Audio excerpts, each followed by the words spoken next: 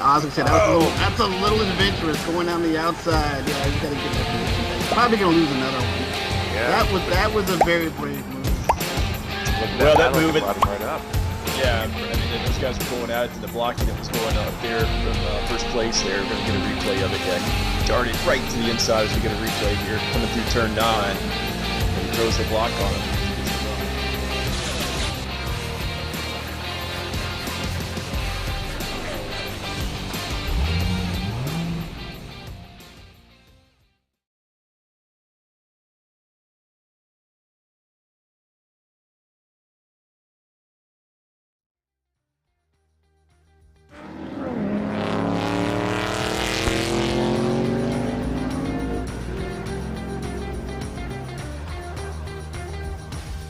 Hello and welcome to round 3 of the 2023 Pro Sim Racing Sprint Championship Series. And what an event it has been so far. We've had 2 of the 3 qualification events so far. Of course, the final, that's where it's all at. Our top 4 drivers progressing to the grand final at the 24 hours of Daytona in January. Who's going to make it? Well, we're not far away from finding out. We've seen domination from Williams in round 1, but it was all about BS competition in round 2. Who's it going to be tonight? Well, we haven't got long to find out at all. I'm Tim Cox, joined as always by Alex Simpson. And Alex, rounds 1 and 2 completely and utterly contrasting rounds, as I mentioned, dominated by different teams and big names going out at different stages in each of those rounds. Yeah, hello everyone, good to be back. Yeah, what an interesting couple of first rounds that we've had. You know, Laguna and Sebring, very contrasting circuits, 2 very different teams delivering the goods essentially. But yeah, BS yesterday 1, 2, 3, and Reina looking, you know, extremely strong. We've got some highlights from yesterday behind us at the moment, but yeah, and then Williams looking really, really strong. La Fuente having a bit of a rough ride in the first race of yesterday, yes. And that could really, well, I mean, we've seen the order and we'll talk about that in a bit, but yeah, he's going to have to do extremely well today to try and lock in his place in the final. And I think there are still a few, perhaps, that were looking from the outside in that have got an opportunity but are going to need to have some really strong results today and hope that actually others have, like some have had already, where they end up in the wall early on or something like that. So. Yeah, it wouldn't be surprising because you mentioned La Fuente. He won pretty much every single race at Laguna Seca. Fast forward to last night at Sebring, completely different. Goes out at the quarter-final stage, and Talvar completely mopped up. First time ever in the series, won every single race through from the very first race this evening through to quarter-final, semi-final, and both of the 3 final events. Yeah, I mean, normally it takes some time for something like that to happen in a series like this. I'm hoping that this will be back. This won't be the only time we see this kind of VRS eliminator format that's going to go on, and we'll be back again, and hope you work in with, you know, VRS and Coliseum again for something for 2024.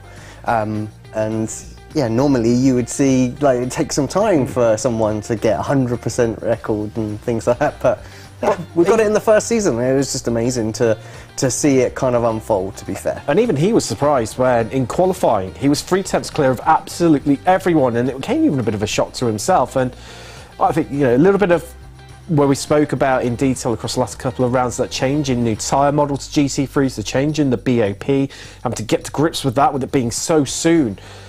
Even for round 2, it's only a week's worth of running, and the track's only announced 24 hours before the actual event, so there's 0 prep time. It's basically straight from 1 and then trying to estimate what you're going to be running in next and making the best of whatever you could deal with. Yeah, and I think they make it a little bit more tricky as well because it is open set. If it was a fixed set, the drivers 24 hours out, they get the circuit, take the setup, they just go and run some laps. you know, and you can kind of get used to it and you know what it's going to be. But with an open set, you know, you have got to build something. You have got to try and maximise the performance of the car. So there is an extra element that, you know, gets thrown at you as opposed to a fixed set. And there's no benchmark either with that significant change in BOP, changing the weight to the cars is part of the update where they're now heavier. So all your historical data is, I would imagine, completely irrelevant. I mean, I think to some extent some of it's still working from what I'm understanding, but yeah, there are obviously changes that they're going to have to do.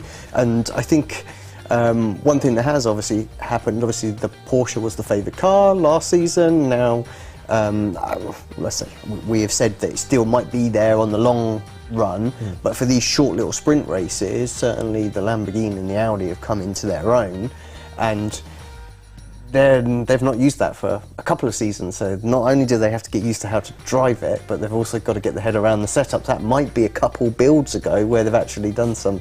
So yeah, it is a bit of a curveball for the guys that they've had to kind of contend with.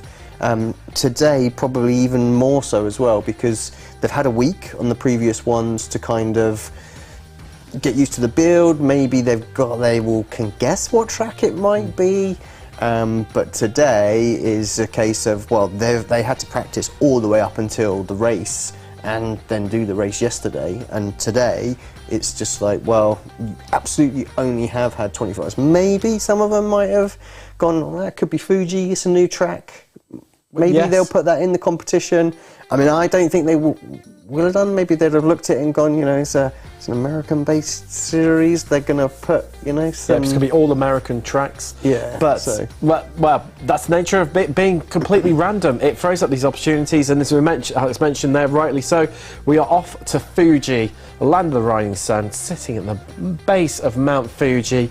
It's really picturesque, and well, iconic for that start-finish straight. One of the longest, if not the longest, in the entire world. Certainly in modern circuits. I know quite a few of the older ones, like the likes of Avis, could probably beat this. But I mean, it's fast, free-flowing, lots of high to medium-speed corners, a couple of slow ones. We're running without one of the final chicanes, so towards the rear end of the circuit, it's still quite fast and free-flowing. Talk about overtaking opportunities. What chances? We saw plenty at Sebring. Where are we going to see the action here, Alex? Yeah, I think as we've got the track map behind us as well. And yeah, I think turn one obviously is going to be the prime location that we're going to have the moves done.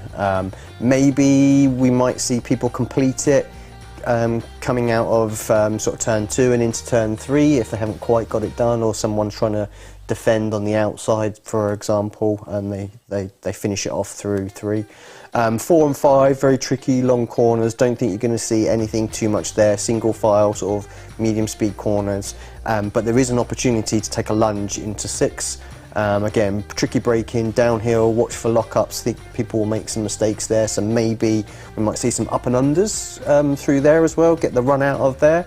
And then you've got sort of 7, 8, 9s all flat out, and then what would be the tricky chicane that we kind of mostly have seen on the official stuff so far, but we've got kind of like a sort of medium speed turn 10. That should make it a bit more interesting, but definitely still an opportunity to make some moves. And then 11, 12, we're going to be coming at that a little bit more in terms of the speed, so I think there is an opportunity there if you haven't quite got it done, but the primary one I think guys are going to focus on is going to be turn number 1. Do you think it's almost the drivers, due to the long slipstream, the long race down to turn 1, almost sort of worth conceding the place through that back end of the circuit, especially when it's coming on to the penultimate lap? You concede it and then get the place back into turn 1, or do you think, I mean, know what these guys are like, anything is possible? There's certainly an opportunity to get the job, to get alongside and get in from, whether you hold on to it. So maybe you don't want to be the person that's first of a pack going in onto the last corner, onto the last lap, because likely they're going to have to dive. But maybe you risk it and you hold the inside and they don't get the job done and things like that, and you still defend. So I wouldn't like to call it. I think it's not like it's sort of the Dot and Hoe or something like that, where, you know, if you are first going into that last straight, you're guaranteed to be, you know, fourth by the time you hit the kink or something like that. There is still an opportunity to defend. Well, we'll find out. I mean, last night we had a 5 wide at one point into the turn 1 at Sebring.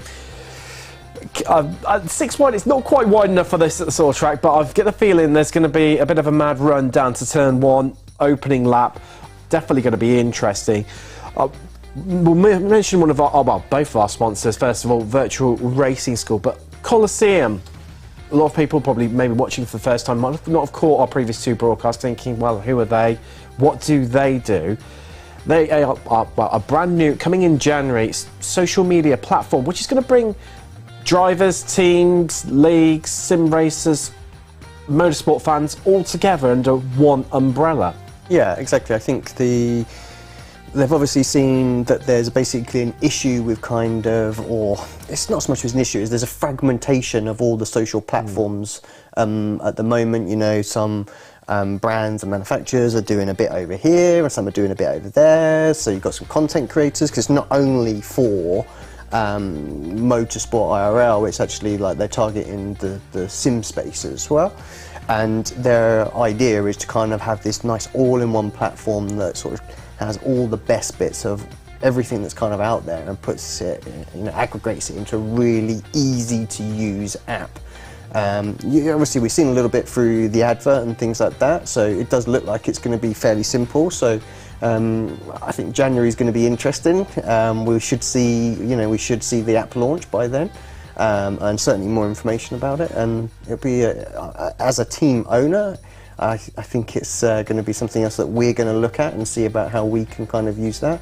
I know that Lewis, our social media manager, who's listening in right now, will be probably cursing because he's got another platform that he's got to post on, things like that. But I think the most important thing is there's lots of data that can be pulled from it as well, that actually is very difficult to get that when you're on platforms here, there and everywhere. Yeah, scattered here, exactly. There, so it'll be a lot easier for actual drivers and you know, content creators and things like that to be able to sort of say, look, this is what we're doing. And we spoke yesterday as well about, you know, what do sort of team owners look for in things about trying to recruit people.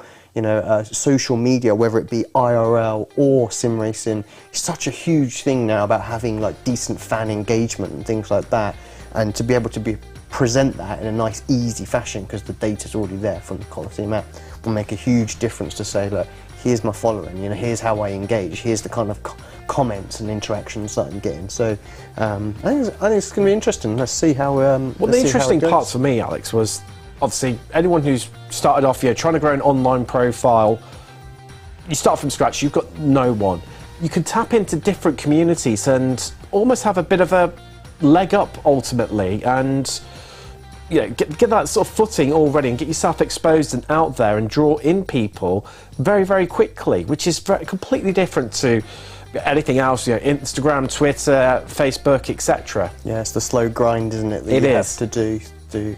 And it comes back from what I'm saying, that I think they're just pulling the best bits where actually the community helps to kind of grow. Like we've definitely seen one platform do that kind of before. So like I say, they have cherry picked all the best bits. So I am looking to see, you know, how interesting it's going to be and how it's going to grow in the space. Oh, most certainly. And well, not far away from qualifying, it's just ongoing right now, and we'll be getting into race 1. We're going to head to a quick break. We'll see you on the other side for race 1 this evening. Are you struggling for consistency in your sim racing? Does your iRating look like a roller coaster? If so, we have good news for you. The way to get more consistent is to first understand what you're doing differently than the professionals. And VRS is the answer. With our competitive subscription, you will have the telemetry, setups, tutorials, and everything else you need to fully analyze your driving. Our data packs and the ability to compare your driving with the best in the world will show you exactly where to adjust your inputs, change your driving line, and shave seconds off of your lap times. And our powerful and precise Direct Force Pro wheelbase and precision pedals are being used by some of the world's best drivers. All these champions agree that VRS hardware is not just the best on the market, kit, it's also priced well below the competition. So if you're looking to upgrade to direct drive and the best pedals in sim racing, VRS is your answer. If you want to get better, get faster, and make it happen sooner rather than later, you owe it to yourself to find out why so many people are switching to VRS. You'll be so glad that you did. Visit www.virtualracingschool.com and learn why the best use VRS. Welcome back, and we are not far away from the start of race 1 of the evening. But who is going to progress? Are we going to see another one of the big names drop out early on? Well, we're not far away from finding out at all.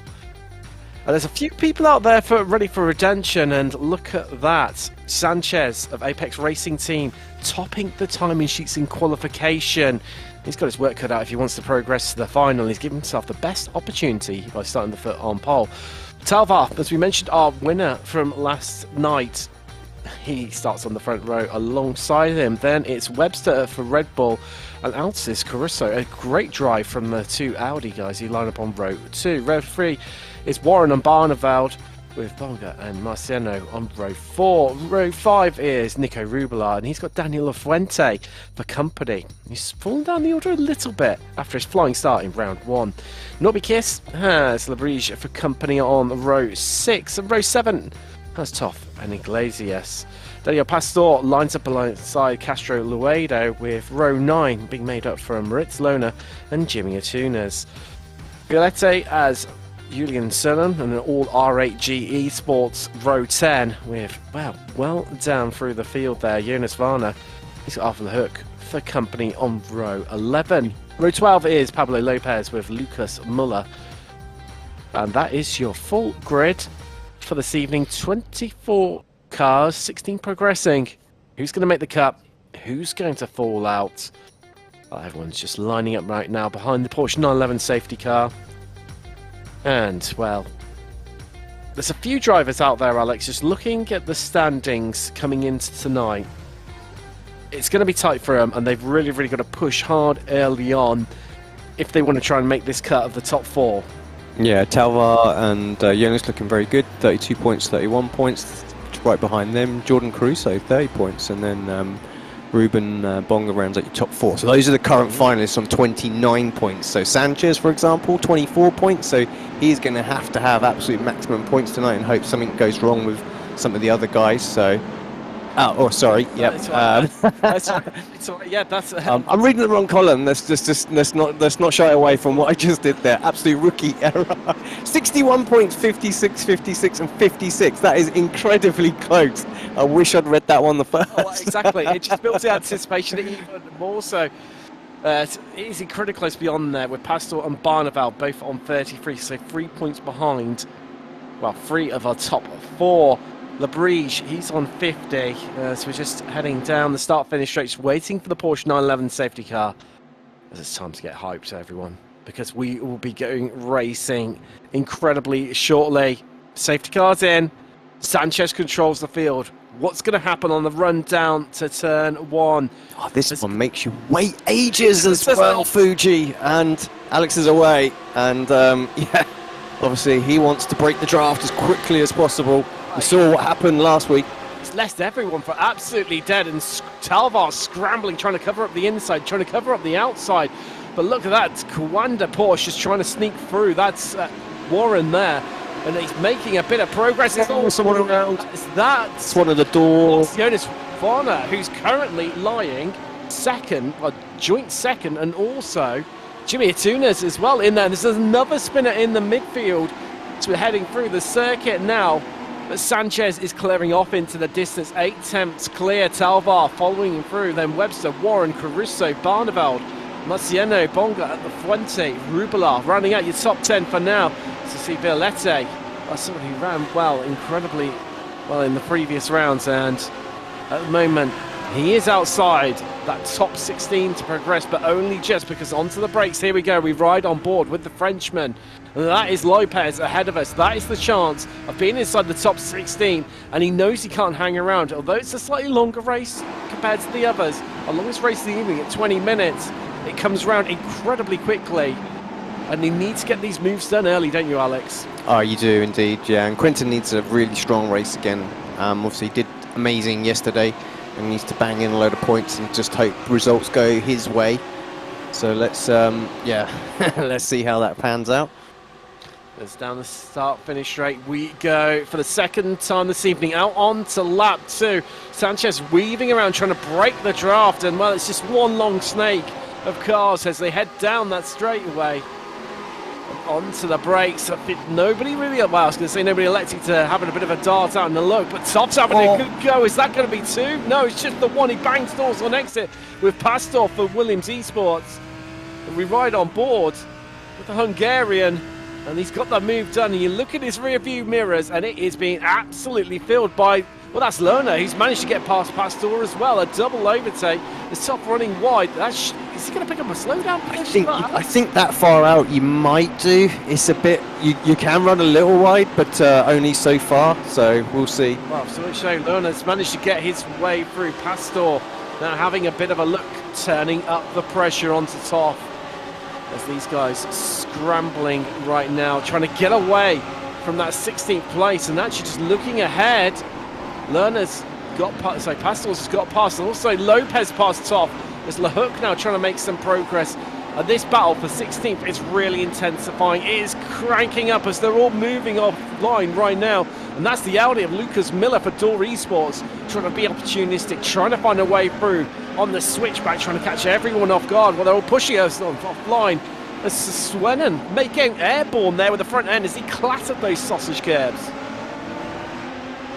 Well, 2 laps down and just absolutely frantic as well. So yeah, like I say, it's just it's fast. There's battles going on everywhere. Look at it, 3 wide. Oh, they're pumping in the background too.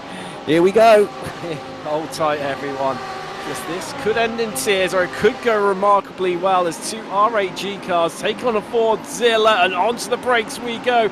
Is it going to be a big move here? Potentially. No, they all managed to sort themselves out. But we talked about being like Noah's Ark. Well, they're running around in packs of 4, aren't they, side by side? There's one pack, then another, and then another. There's the ones in the background. Cascioluede, one of them, and wow, Pablo Lopez is dropping out a little bit right now. Outside that top 16, he had managed to get himself comfortably in it into 15th, but you see, there he is, Cascioluede. Oh, 3 wide on the exit, you can't do that, Jan Sulman. That's not normally allowed. They go 4 wide here for a brief moment at Fuji. You just don't see racing like this in the longer, even in the officials, let alone some of the esports events, do you, Alex? Where they know they need to get these moves done desperately early, and this is the last chance to try to make progress up the championship standings, to book yourself on that plane. That is off a hook around, while he came off the worst there by far. Yeah, poor Arthur. He's pretty much a bystander there. I think turned in absolutely as he should. But yeah, just turned around. I mean, he's still there. He's still sort of fighting, but down in 20 seconds. So he just really needs to go like the clappers now if he's going to make it up to 16th. And talking about 16th, Lopez gets himself back into 16th as we're looking back from Sanchez's Apex Racing Team Lamborghini.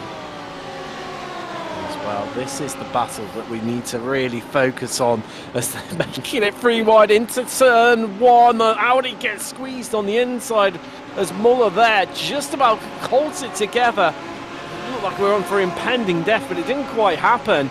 As Violette now holds on to that 16th. Lopez down to 18th.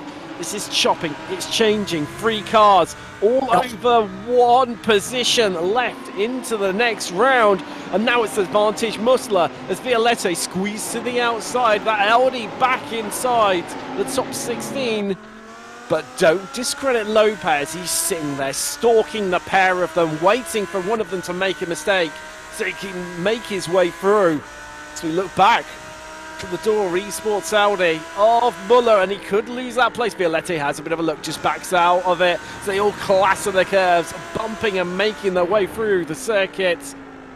And oh, there we go. That's the move done. Or is it as Lopez tries to find a way around? No, backs out of it. He knows he's on the outside, needs to look for the switchback now. Really hook it up for these last few corners of the circuit. But meanwhile, up front, they're out onto the start-finish straight, and that gap up front is shrinking. It's down to 4 tenths. This time last lap, it was 6 or 7 tenths. And Webster, he's closing in too. We've now got our top 4 being covered by what, less than a second. Well, mate, that less than 8 tenths there recently. So we break into turn 1, Alex. Yeah, great racing up front. Great racing in the mid-pack as well, as we see Mark Sterner having a little look, trying to get himself up another spot. So we didn't see Marks yesterday. I don't think he was on the grid. So just trying to do what he can for this one. We certainly did see this man, which was Rainer Tauber. He's looking back at the moment at Cooper Webster. Webster just looking where he is in the points. He was 10th place as well. So he needs a really, really strong final round as well to see if he can make it towards the final. Trying to start to do the calculations now for you, Alex. Well, I think this Varner is out, so that means that he's at 24th place when he's going to finish on about 8 points, and that's really not going to help him when the likes of Caruso is going to make good progress as things stand at the moment. To see battle for 13th there between Pastor and Lerner. Ooh, well, they need to be a bit careful. We've seen it before in the first couple of rounds. These midfield battles, as much as the results set the grid for the next race, you don't want to end up falling off the track. Are we going to see history repeat itself? Let's hope not. As well, trying to get the side draft practically there off one another. Matching moving errors. Morris with a good move there, just to obviously get up the inside of that final corner, and actually the way the draft pack kind of worked really helped him out, because it meant he was in the draft the whole way down that straight, and able to essentially get the move done, which we just see in the aftermath of. Breach. Wow. Haven't seen much of Florian since the first round a week ago. We haven't, and it's not looking good for him right now, because he's dropped 9 places after getting caught up on that lap one incident. And it looks like he is not going to be making any further progress tonight. The gap over 16th, that's still just about as tight as you like at 3 tenths. There's Nico Rubelar, who's about as cool as a cucumber there. Not really phased by anything at all. It makes me everyone. Just takes a load of curb on the inside there, but fortunately that just settles back down nicely. He saw his webcam, it hasn't phased him one little bit at all as he heads around. That's why we need to get the guys in the motion, into like the motion rigs. Yeah, we talked about it in round 1 where we see them brake and it pushes them up out of the ship. Let's just see them tip them out of the seat. They go flying every which way. Just having a bit of a twiddle there of maybe a few settings.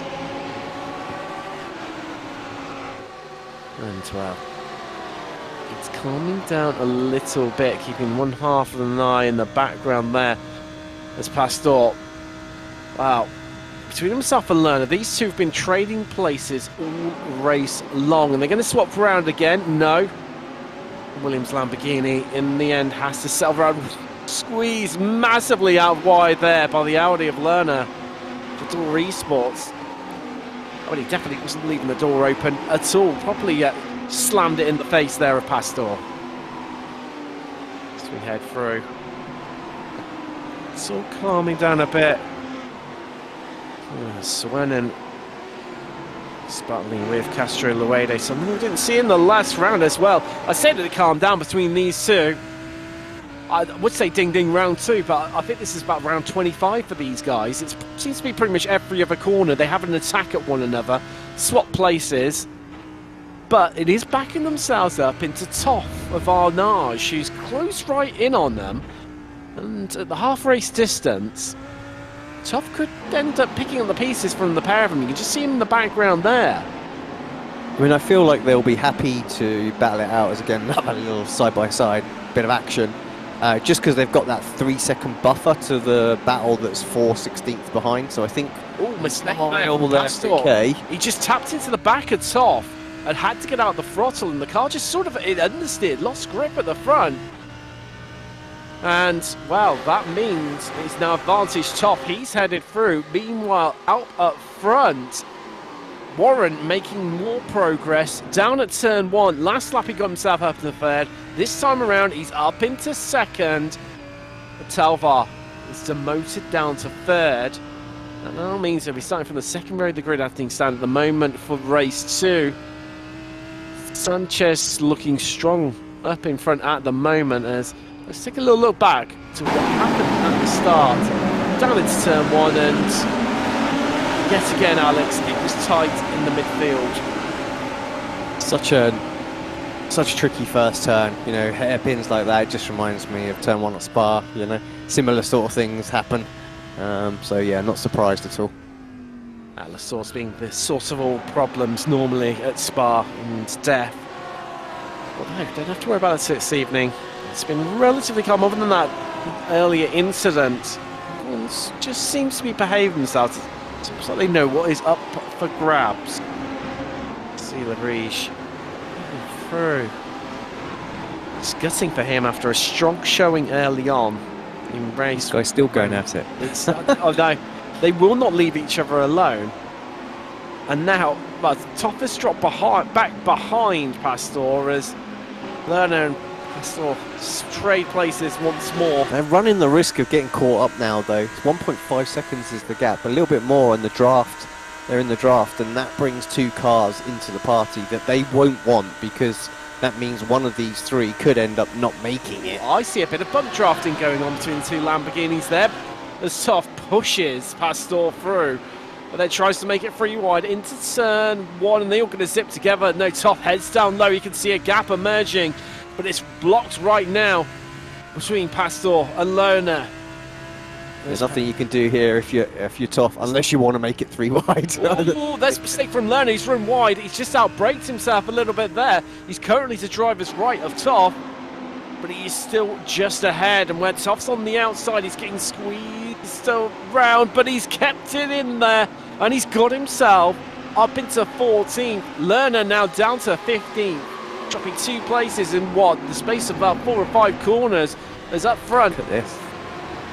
Yeah, this is a great battle. So we've got a lot of BS and a lot of Altus out there right now. So one driver we haven't seen too much of is Simone Maria.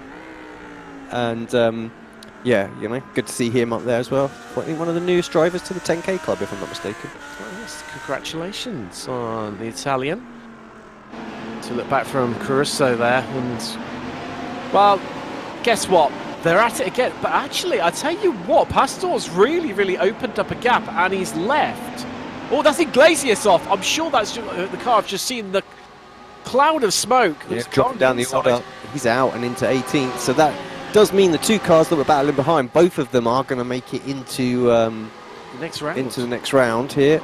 As there is Caruso heading past Talvar, and I tell you what, Marciano was just mentioning this entry into the 10K club gets himself promoted, and Talvar started in 2nd. He's now down to 6th, 3rd row of the grid. I know we've got further races to come, but not having himself early on after that dominating display last night. Not looking so comfortable here at Fuji, and talk about not looking comfortable. The soft just squeezing Lerner, banging doors, banging wing mirrors there. Unless they make it through, but, well, as you said, rightly so, Alex, look who's behind them now. It's Violette and Muller, but luckily they have got a bit of a gap between themselves and Swennen. Yeah, like I say, most importantly, though, like you're saying, that is now for 16th place, where a minute ago that was 16th and 17th. So they'll not be too worried, not at this stage anyway. I mean, they won't want to drop down the places. We've seen the guys battling hard because they know that means the grid spots for the next round. So there is a reason to go at it. But yeah, Rubela doing well, sitting here quite comfortably in 9th place, tucked up behind the trio of the BS competition Lambos out there. Let's see. Well, a few more adjustments looking like there's going on there from Rubela. We should change his to brake balance, maybe, just trying to change the balance of the car down into turn 1 versus the final corner, Panasonic. Yeah, I'd probably say that turn 1 heavy braking, they may have slightly different bias settings there, just making little adjustments just to make sure they don't snag a rear brake or something silly. So look back from Caruso.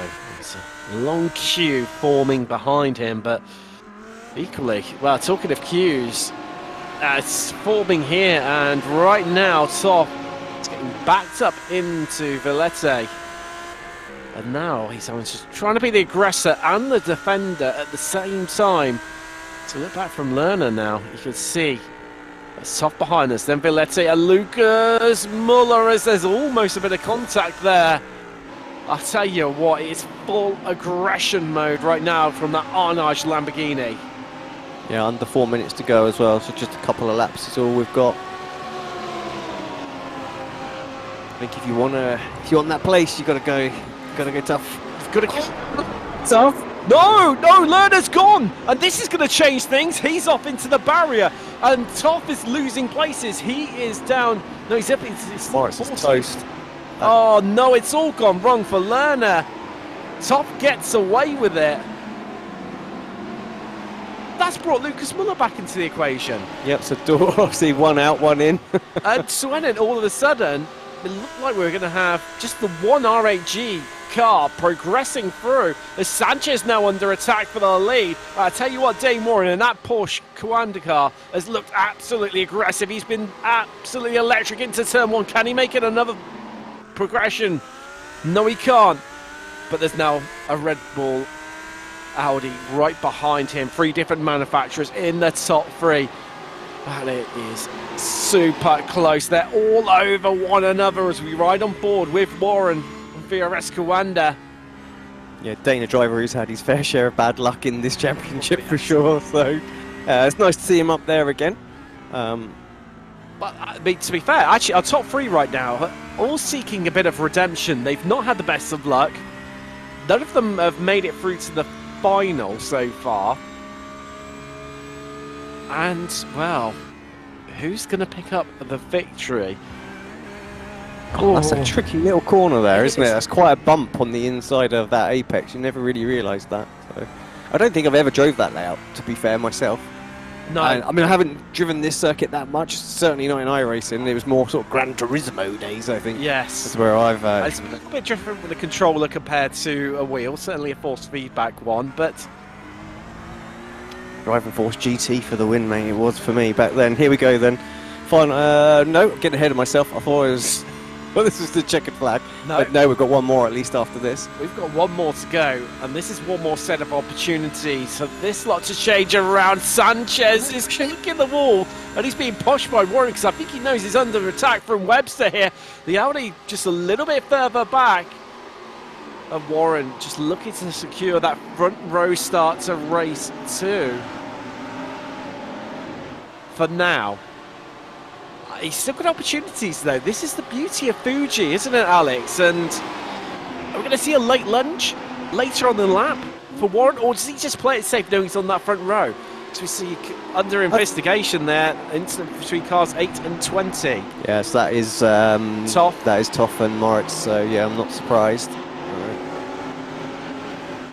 It's wow, turning up to fever pitch right now. This battle for the lead, half a second covering the 3 of them. A 10th covering our top 2. As Warren just turns up another level, cranking up against Sanchez. How much can he absorb? There's a lunge up the inside there for Warren. Is this his time to shine? Can he make the move stick? Sanchez fights back. He's on the inside, but he's going to be on the outside for Panasonic. He's surely going to squeeze that VRS Coanda Porsche wide. He is, and that's going to allow Webster back through as the Red Bull Audi now looking to pick up second place. But Warren's got it. Little cutback. That is amazing. Webster, what a way to take second place right at the depth, and now it's the sprint to the line, and it's going to change in the background here. Warren's down to 4th. Caruso's going to pick a 3rd, or is he? Because they're across the line. Who's got it? Caruso picks a 3rd, Warren 4th, and Marciano into 5th. Yeah, just have at it with a bit of teammate action there. Wow, what a finish, and well, it's still not done and dusted as well, they all come through the plumes of tyre smoke there. Wow, and yet again... So Muller and Julian then for 15th, 16th. I'm surprised that Julian didn't ease up for his teammate there, because I'm just trying to look at the points, whether or not Yeah, Well, this because is Florian's got a good chance of making it to the final if he made it through, but he hasn't now. no, and a few of our drivers definitely, well, falling out to say the least. Not a good event here. Well, it's a good start for Jonas Varner, who has now been eliminated. Him finishing absolutely dead last. So he picks up 9 points. Let's just go through your race results, though. Sanchez with a victory by 2/10. Cooper Webster snatching it at Panasonic with a spectacular move there right at the line for Red Bull. Altus, in the end, third. Caruso just sneaking through from where Dane Warren, who'd been making progress steadily throughout the race, now starts from fourth for the next race because of where he has finished. Marciano fifth. Talvar dominant at Sebring. And wow, not so far tonight for him at Fuji. He finishes sixth. Barneveld seventh. Didn't even mention him all night long. Ruben Bonga either. After domination from the BS Plus competition. 1, 2, 3 in the final. Well, now 6th, 7th, 8th in the first round this evening. Arnages, Rubilar's 9th. Kiss in 10th. And then it's the two Williams cars of La Fuente and Pastor, 11th and 12th respectively. Violette 13th. Then it's Lucas Muller for Door Esports in 14th, and then two R8G cars, Swen and Labrie. They look down and out, but they've squeezed in by the skin of their teeth, and they have made it through. Out are Lopez, LaHook, and Tunes, who had a great run last night. Toff, Lerner, of course that's under investigation, the result between those two. Iglesias, Castelluedo, and Jonas Varner. Wow. Wow, wow, wow. What a race. Let's take a bit of a break now. We're going to have some highlights and also an ad break. And we're back in the studio to try and unpick what we have just witnessed in some epic racing from round one. See you shortly.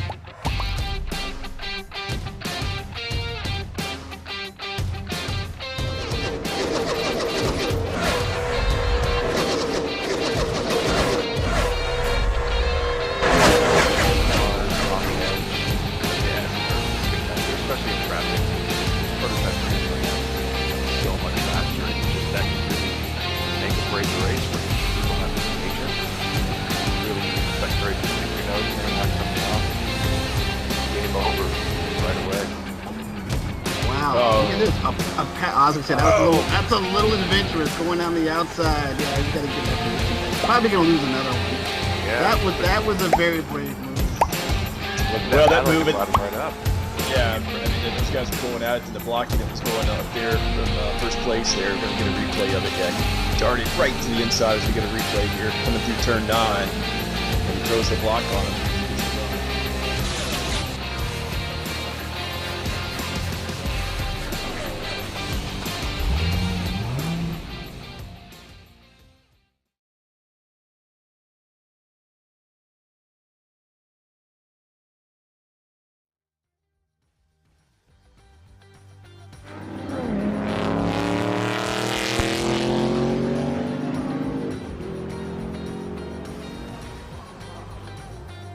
Welcome back after the quick break, and well, I think we needed that one after what was an amazing finish. We've seen previously the top 10 certainly have just on that last lap haven't really, they've played it safe, stay behind one another. No, not this time. No. Not this time. It all just, those last couple of corners, it just all just completely broke loose. And well, you see it in the background right now. How quite Alejandro Sanchez managed to hold on to that one, and how Webster got past as well. I honestly don't know. And Dane Warren, I mean, he would look comfortable in second and then ends up finishing fourth, and Caruso sneaks into third. Also, Dane goes from being first, because there he is, just for a split second, first, and to fourth, which is crazy. So yeah, amazing battles. And I feel like this is just pride, right? Personal pride. Like, these guys not necessarily sure if they're going to get through to the finals or anything like that, so they're just giving it absolutely everything, putting on a bit of a show. And what a move that was from Cooper. He just lined that up perfect, got amazing run off of there as well. And then unfortunately for Dane, the Audi was just the perfect slipstream partner for the Altus guys there, and they nearly both got him. It was, I mean, crazy. I mean, Dane Warren's going to feel absolutely gutted, surely. He's, like you say, he's gone from very, very briefly winning to, leading even, to then all of a sudden finishing fourth, where he just got pushed offline. And you see through those corners, when you get offline and everyone else behind has got the run on the normal racing line or gone for a bit of a late apex, and it just sailed through. We're all pulling each other along, and he was left out to dry on the outside with no one to slipstream off, and well, I just went in almost in reverse. I mean, I think you're probably right. Perhaps he's like blast, but I think he'd have loved that. I think all those guys, that final lap, that was just great racing. Like when you have battles like that, even if you don't win, sometimes you just come off with a massive smile on your face and just go, "This is why we sim race." It is. Like, your adrenaline will be pumping, they'll be loving it, and like say, be grinning from ear to ear. It's good to know, even with the pros, that they get excited about finishing 8th, like sort of level I have to. I get recited to, but wow. I mean, we're getting some more of the highlights from the race behind us, but it was all about that yet again. Instant on the opening lap. It was tightly congested into turn 1, but they made it out past the apex. But it was on the exit, that's where it all kicked off. And again, we've lost Brige and we've lost Varna to, well, in prior rounds, 2 big names. Yeah, I mean, we briefly talked about it, maybe because of the off-track and the slowdown penalty on the outside turn 1. Like, people don't want to run out so wide there, so they do try and hold it in tight, which is why I think it's just, the exit just tightened up quite a lot. And there has been a little bit of contact on there. I don't think it was anything too major. I don't know if it was looked at or whatnot. So, but yeah, Jonas's one, unfortunately. Yeah, that was a shame to see that. Terminal damage as well, because he went straight back to the pits. I mean, 2 good rounds, but I don't think that's going to be enough to get him to the final, I think. So it's put him on to 66 points, which coming into this evening, well, effectively, very temporarily, that actually makes him the leader in the championship, only because Rayder Talvar obviously hasn't locked in his position yet, so he's not had no points added on to his score. But, like you say, with some of the big, the names that are behind him that can make up positions tonight and are already through to the next round, it's not looking good, and I'm sure there's going to be a few sweaty moments for those two over the course of this evening. Yeah, I think so. I mean, I think it's going to be quite hard for us to call it through the night until we really get to the finals with who's going to kind of make it, and then if there's anybody else that can bump anyone else out if they make it either to first, second or third, whatever it might be. But yeah, we'll try and eliminate people. Yeah, we'll try through the night. I think it's going to be bring out the black marker difficult. Of doom and cross them off the list. Yeah, big red on the Google Sheets. Definitely, but it is looking even more promising for Talvar. I said he was at the departure lounge at the end of the show last night. He's walking down to the gate, I would say now. He's pretty much there. But, I think as long as he can get through into the semi-final, then he's pretty much home and dry, especially if we have another one of those, big names that are just below him eliminated in the next round. I mean, the tricky part for Rayner right now is he's in the mire, right? He's in that mid-pack mire now. So yes. There were some great moves done. Like Dane made a lot of progression, so did Cooper as well, and it pushed those guys back a little bit. So now they're in that mid-pack madness. So, well, and of course, the next race could easily be him last, right, for the next round. Well, that makes a difference. There's only 8 progressing out of the next race, the quarter-final. So it's really work cut out, because the last thing you want to be doing is he will be starting from 6th. It's battling away with those guys, and it's so easy, as we've seen in the previous 2 rounds. It's so easy to lose places in the blink of an eye, and then all of a sudden you've got your work cut out with trying to make up that time and make up those places. Yeah. I think the most important thing for him is he's not facing backwards coming out of turn 1. I think if you can avoid that, then even if he doesn't make it to the semis, he should still be able to score enough points in that race. But I think if he's the first person out, so to speak, of this next one, then it's going to put him under some pressure. The gap is still really, the way the points work is still really, really close. So yeah, pressure is still on. Like, maybe he just needs to be sensible in this one, and if people are diving him and things like that, maybe that's why he dropped back in this one, because he doesn't necessarily need it. He's perhaps trying to help his teammates out and things like that with this one. So yeah, that turn 1 is going to be so important for him. And will be helped as well, being able to help out his teammates, because there's 2 teammates will be starting directly behind him as well. So he will have that extra edge, but they are all on the cusp of elimination. The 6th, 7th and 8th, obviously it was mentioned, only top 8 getting through, so they are at that cut-off, and everyone else behind them, well, they're going to be queuing up, waiting to make an attack on them. And I mean, yes, we saw last night it was easy for them to gang up 3-on-1 in the final, but it's 3 of them versus 8 cars behind them, all wanting a piece of the pie. And unlike last night, they're not controlling the starts or anything like that. No, they're not.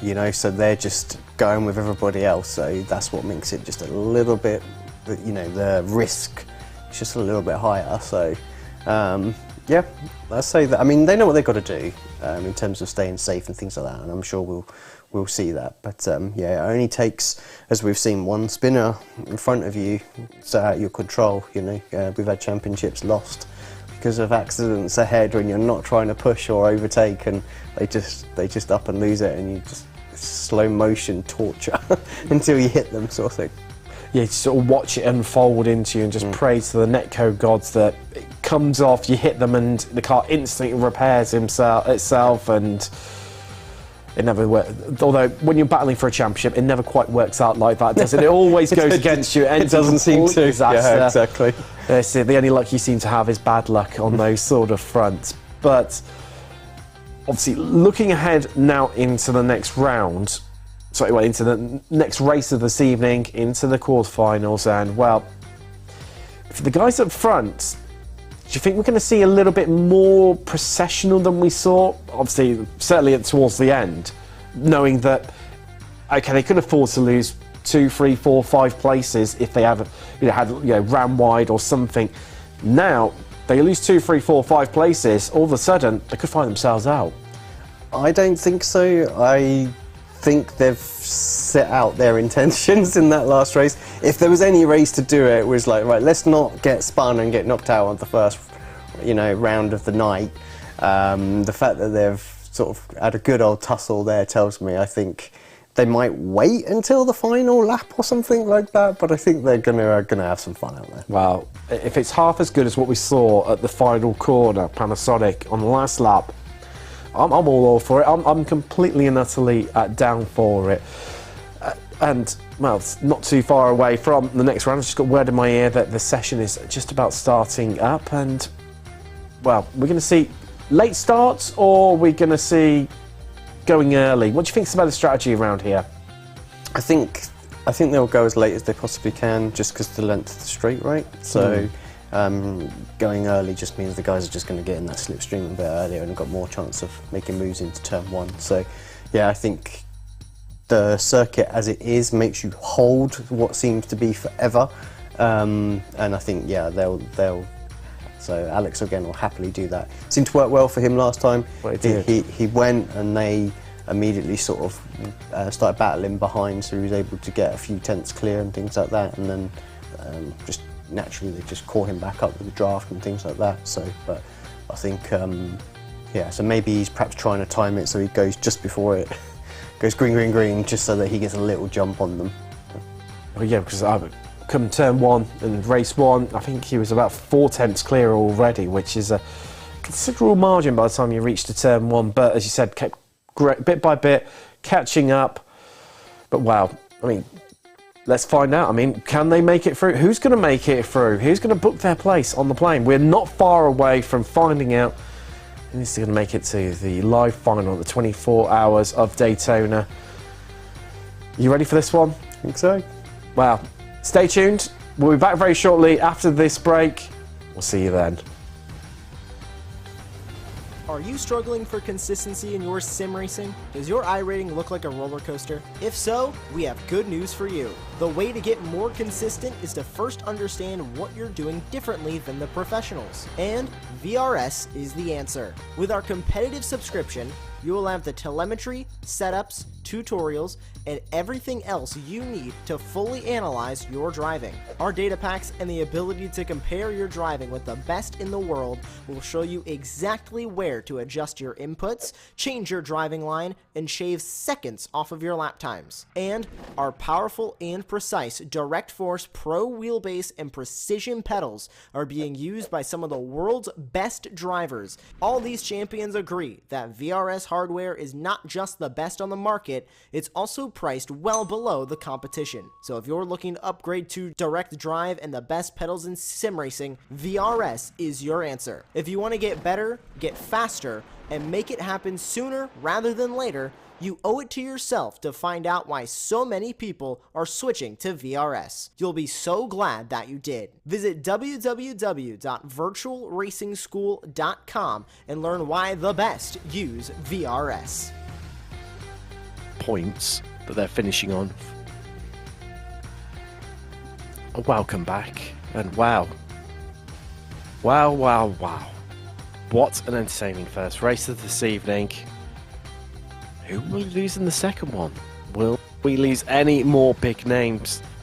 We've seen before, there's only one mistake away from dropping out. But some real drivers looking in form, making progress in those latter stages. And just to keep you updated on the points situation, as we started to touch on it previously, so obviously out from this race was the likes of Lerner, Iglesias, Casluedo, Varna, Antunes, Lehook, Lopez, and Labrige. So, as things stand at the moment, Labrige, who coming into this round was running in 7th, he finishes on 66 points. Varna, who came in, he was tied for 2nd on 56. He finishes on 65 due to finishing last here tonight, 24th place pick, giving him 9 points. So it's looking pretty much like those guys are out of the running completely now. That's crazy. Even Jonas being beaten by Florian in the end. Yeah. You think no chance, like Florian really didn't do too much, but just because Jonas had that absolute bottom blast in this one just made it all the difference. So yeah, he's gone from finishing 2nd at Laguna Seca, I was going to say Sebring now, but it's Laguna Seca, to now he's out of the running, and it's not the Fuji that he was certainly hoping for. And I think even if he hadn't have quite made it through, I mean, he would have picked up 16 points for finishing 17th, which would have given him half a chance. But due to only picking up 9, that is him out. As you mentioned, Florian Labrige in the end beating him, and he was behind him in the championship standings coming into this round. So still in the running to make it, obviously Talvar, who we've mentioned, Caruso, he had a good race 1, finishing 3rd in the end. Ruben Bonga still in play, likewise is Pastor, Barneveld too, Lafuente still in the fight, Sanchez, it's going to be tough against him, for him, and likewise Cooper Webster too, as they're on 43 points and 41 points coming into this round respectively, but still not completely out of the running. I mean, for those two, with 32 points for a victory, that would put them on 75 and 73 points respectively. So, I mean, they will have to have other events go their way, but we've seen it happen before. I know we've spoken about it numerous times tonight. There's every chance of them making it through. It's tough, but there is every chance. You never quite know, do you, really, Alex? You never quite know. You never know until that checkered flag goes. And we see who's actually made it into the final as well. Exactly. I think just because of the nature of how close the points are, it's going to be very, very tricky. So, you see what happens to him as well. They can't see it on camera right now, but, you know, Sam's cursing in the background because you're messing up with his spreadsheet for the points, you see. I know, yes, I've added extra columns in, and yeah, he's broken it for me. I can see him in the reflection in the glass. Look at he's fuming. But no, we know who. Well, we've got some key names in there that we know about, so that's not too bad. And well, of course, I'm guessing this is partly down to post-race penalties, where there was a few incidents being looked at by the stewards. Let's bring you a little bit more information on that very shortly, as well as to who's finished where. But not far away from race start. So, Florian Lebrige, he picked up a free-place penalty. So that changes things around a little bit. That changes things around definitely a little bit as to who's finished where in the championship standings. So I think that now means, if I am correct, that Jonas is actually going to finish. Yes, he does. Jonas actually now finishes one ahead of Lebrige, with Lebrige now being on 64 points and Varna being on 65. So that does help him ever so slightly, but even so. And this is the trouble, isn't it, with these 1 point increments between each of the places. So 32 points for a victory, 1 point for finishing, well, last when we had obviously the max grid in the first round. It's so tight with so little difference that every place counts. And I think maybe that's a little bit why we're starting to see a bit more of that frantic fight, because the drivers know that's it. It's all or nothing in this round. I mean, even out of the points, that's why they're fighting hard, because, out of the eliminator stage, you know, so if they're sort of 17th and below, like, they're still fighting hard because they can get some extra points. And who knows who might get removed from this at this stage. They could still end up in the top 4, you know, but it can still, mathematically, like, Jonas can still make it. He can. It's going to be incredibly tight, and, well, I don't think... I mean, I probably need to backtrack on that. I haven't got my calculator. I know. Yeah, I'm just trying to... You know, the point I was trying to make is... I'm trying to use my mental abacus right now to try and... Is he right? Can Jonas still make it through? Well... Ooh, it's good. No, he's still well within a chance, so it's not all done and dusted. Let's take you through your grid. It's slightly jumbled up there, as it normally carries across from the results from race 1. So I'll give you a bit of combination for that one. So we're going to have a little bit of a change around to get them into the correct order. I'll see Sanchez starting from pole, and that means that...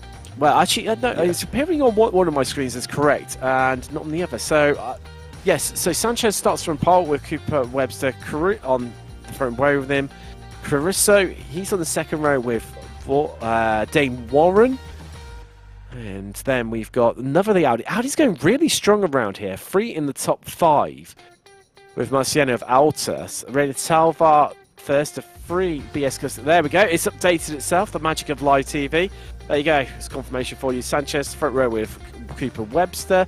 Caruso. So it's on the side is fellow countryman Dane Warren. Marciano alongside Talvar. Then an all BS plus competition row of Barnabal and Bonga. Luca Rubilar's got Norby Kiss for company on row 5. La Fuente starts alongside another one of his teammates. That is Daniel Pastor. Victor Vedette. There's Lucas Muller for company. With Julian Suenan and Pablo Lopez rounding out the 16-car grid. Here in the quarterfinals. And not long away from finding out who is going to make it through into the semis. Top 8 progress as they round Panasonic and begin the long wait behind the Porsche 911 safety car for it to pull in so we can go green, so we can go racing for the second time today.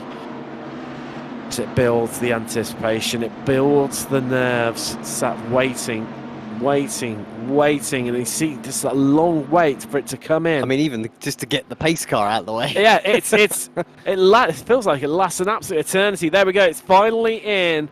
Sanchez controls the pace. Will he go early? Will he go late? It's looking like he's going to go late. He gets on the loud pedal, he goes, and Webster instantly tags in behind him. Is Sanchez moving around on the race down to the line?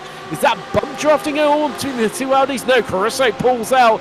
There's Warren trying to make some moves there. There's attempting a 3 wide down into turn 1. They think twice about it. It's 2 wides are plenty. A bit of a 3 wide in the background there with 2 of the Williams cars involved in that. But BS Plus competition just locking up that midfield. Everyone just getting away and remaining as they were. It's only the RAG and Door Esports cars swapping around. Warren again. Warren around there at turn 3. That has no luck at all. I think, I mean, he made it further than yesterday, but this is where he departed in round 1 as well. He'll be gutted. Yeah.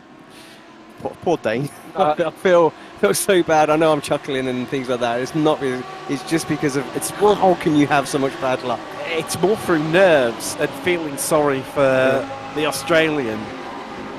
As it battles it. Wow, that's Kiss having a good look up the inside there, and that makes progress. Oh, spinner in the background. Is that Muller? Cars around. Yeah, that's Muller for it. Lucas around, unfortunately. Warren did get going again though, so. Applying your tactic of knowing this is not over until it's over, Alex. And he's about a second behind. He's right at the back of the pack. If a few more of them hammer each other out, you never know. So there's quite as much time on this one though. Only 15 minutes, so he's really got to go for it. I mean, he made some serious ground in the last race. So yeah, come on, Dane. Let's see what you're made of, mate. And let's have you try and work your way up into that top 8. That will be mightily impressive. And due to him sliding off as well, there's a real gap opened up between second and third. You can see it there. Deep dark chasm with a gap between the pair of them as Kiss up the inside of Pastor. This in the battle for 10th. There's Violette just sneaking through. Yeah, just seeing the gap emerge in front of him. And the RHE driver, thank you very much. And he's even going to have a go. Is he? Oh, I thought he was going to have a go right around the outside there of Kiss. Yeah, Nobby back straight through. And yeah, let's say these guys are in a critical phase right now as well. They're a couple of seconds behind, and they really need to close on the back of La Fuente if they're going to have any chance of making it through to the semi-finals. And wow, as it stands, Rubilar is under a lot of pressure right now. He's in 8th, and he's in that last position to make it through. You see La Fuente right behind him in this train. Kiss leading the charge in 10th place. So everyone's trying to close up that gap right now, which currently stands at a shade under 2 seconds. So it's a lot of work to do as we see this replay of the start. This is why. Oh, it was just a bit of contact there. Was it the Aussie net code coming in? Possibly there. You don't want to be on the outside, and I'm not exactly sure who he was side by side with. It was certainly one of the Altus cars. It would have been Jordan Caruso. So was it Jordan? Yeah. So. Australian on Australian. Yeah. You think they'd be safe? You know, safety in numbers between the pair of them. But talking of Warren, we're right on board with him right now. So we head down. This is Pablo Lopez that he's having a look on the inside. I think he's surely going to get him. And there you go. Is it Job? Oh, it's a spinner. That's one of the Williams cars. Not what you want to see, Pablo. That's Pastor gone. Wow. Well, maybe that makes a difference as well. Well, I'm going to have to break out the abacus, Alex, because Pastor was one of the... So coming into tonight, he was sitting in 5th in the championship on 53 points. Ooh. It all got a little bit interesting all of a sudden. And it's this chops and changes around and evolves constantly. As we look back right now from Alejandro Sanchez, Lucas Muller, he is out of proceedings, so he will lock in his place in 16th. Obviously, as well down on points coming into this evening, only on 5. So that's him. He was already out of the equation anyway. As we see this battle right now going on over, well, 3 cars over the last 2 Puente. Fuente up the inside there of Rubelar, but Rubelar holds it around the outside. He's going to have the inside line, or is he to the next one? No, he's not. And that is Lafuente through. Lafuente up into the top 8. Lafuente, one that needs to get into the finals tonight to try and make it to Daytona if he's going to. It's his only hope whatsoever. And well, you can see just how eager Sanchez was to hold the inside line against Webster there.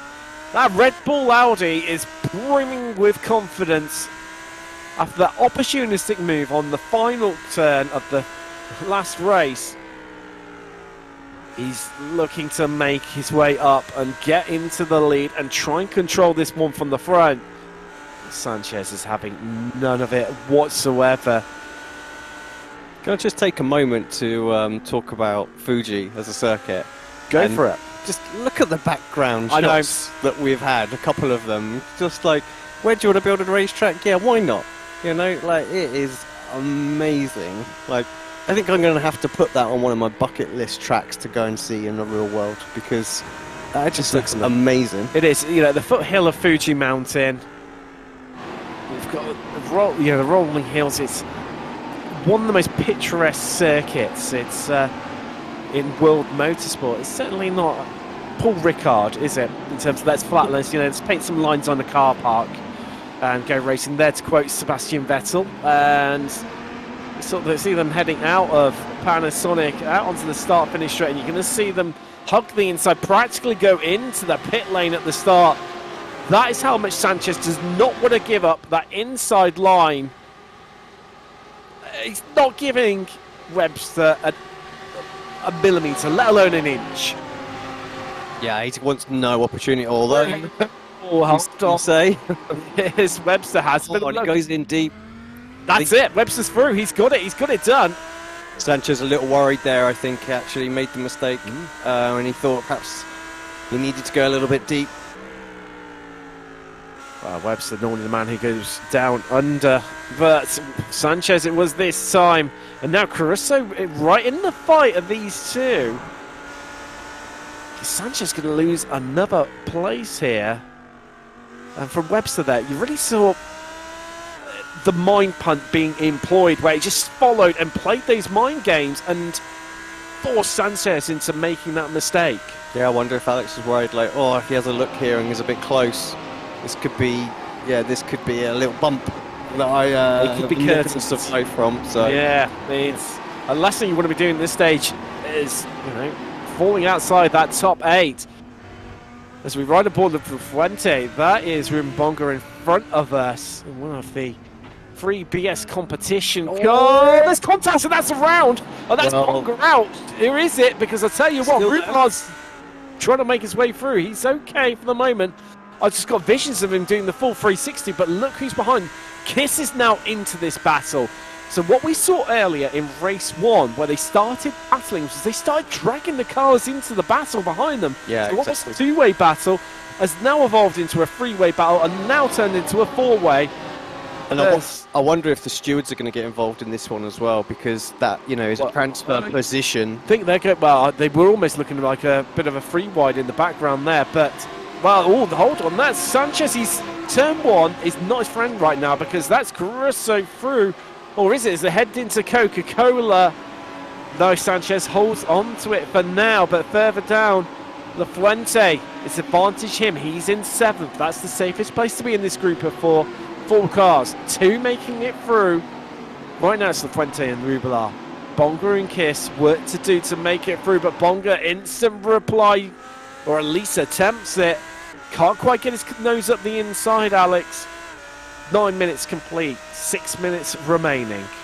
Yeah, it's worth pointing out again to anyone that's tuning in for the first time, we do have live stewards. It's an independent group that are looking at it, and they can make decisions post-race as well to affect the results, so they can give somebody actual place penalty, and then everybody gets promoted above them, so that could affect the gridding for the next race. So yeah, it's what's showing on the screen now is not necessarily be the case, but of course they might rule it as a racing incident or something like that. I'm just saying, just to inform people that, you know, there are people that will be looking at it.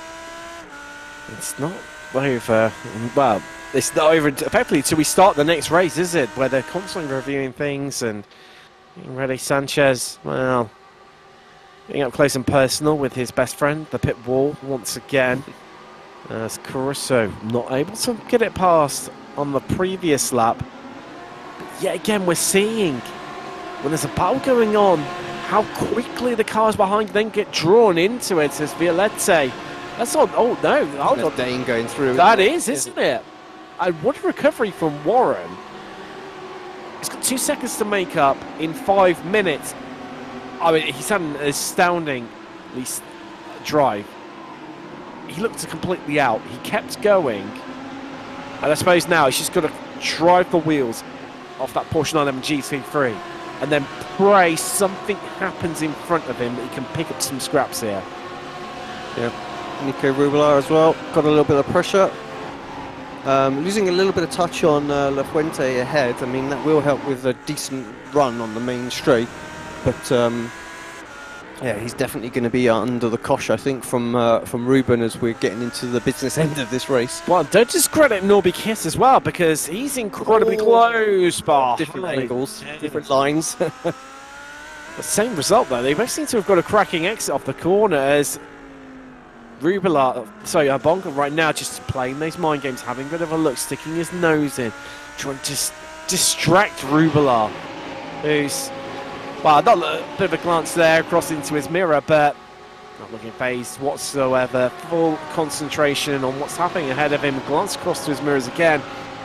There's Sanchez up at front. Caruso still not able to quite get past, and in doing so, Marciano now, and another one of the Audis. The Audis seem to be the better car around here because there's 3 of them in the top 4. It's only Sanchez and the Lamborghinis.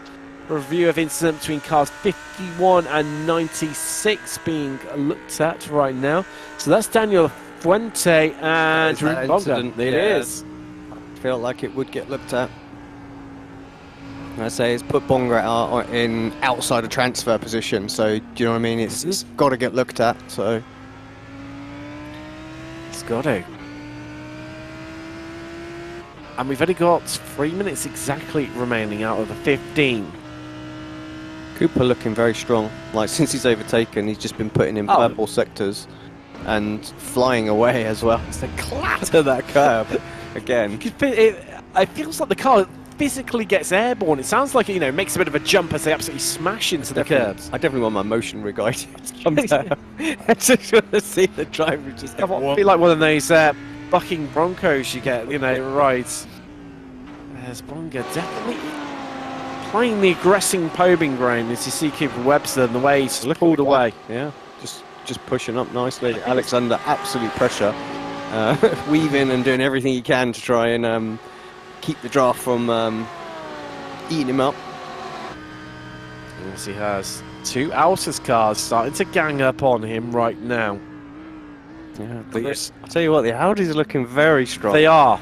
Like, all 3 of them right here, I'm really happy because the Audi has just been so unloved, so out of favour. It's great to see it returning to form and being one of the more favourable options here on iRacing. I know we spoke a little bit about it last night, but this is really, really showcasing that the Audi is back and it's able to achieve great results. So on board with Caruso.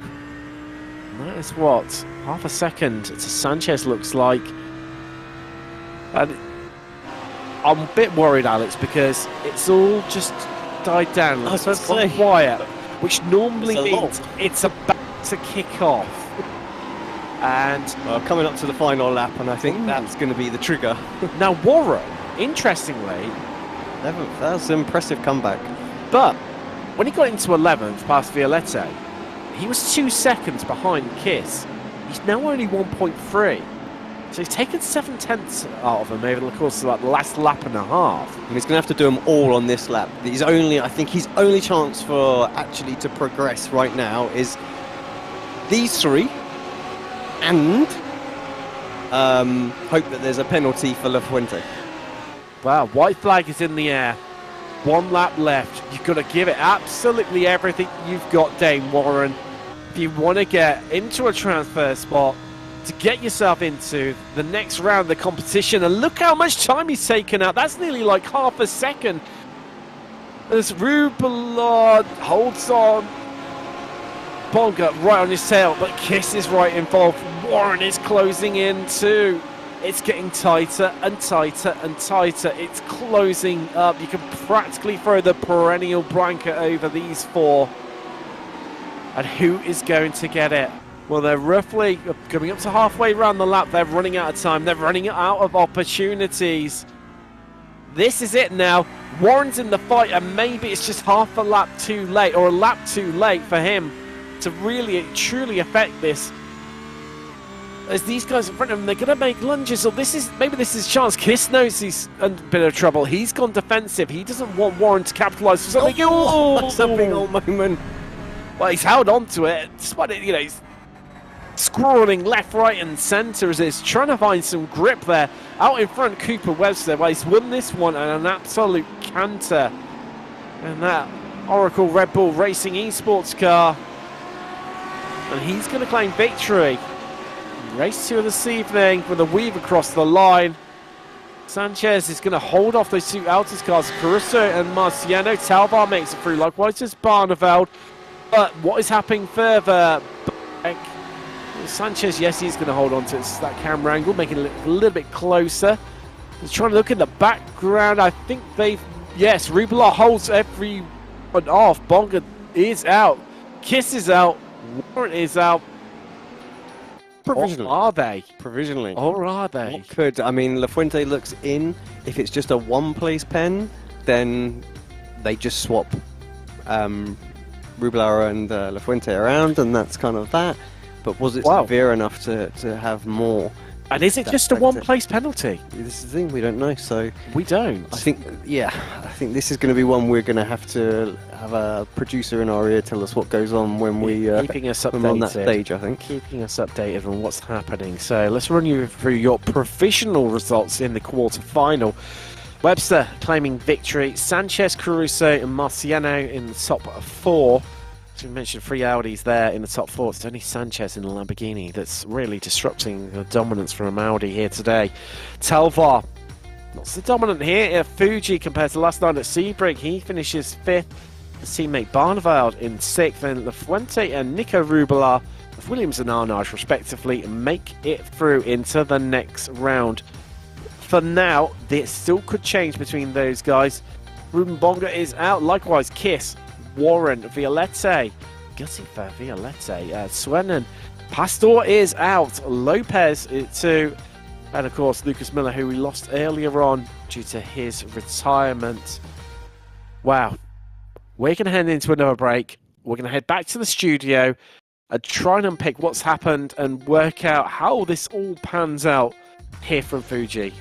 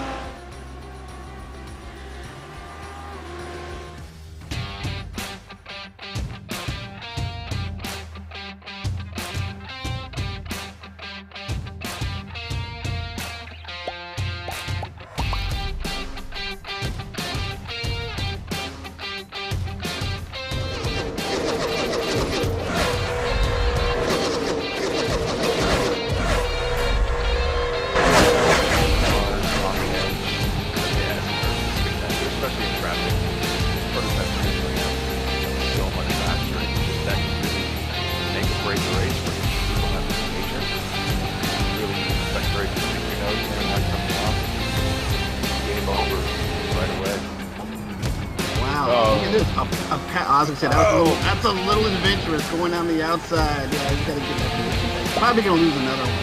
Yeah. That was a very brave move. Well, that move, right up.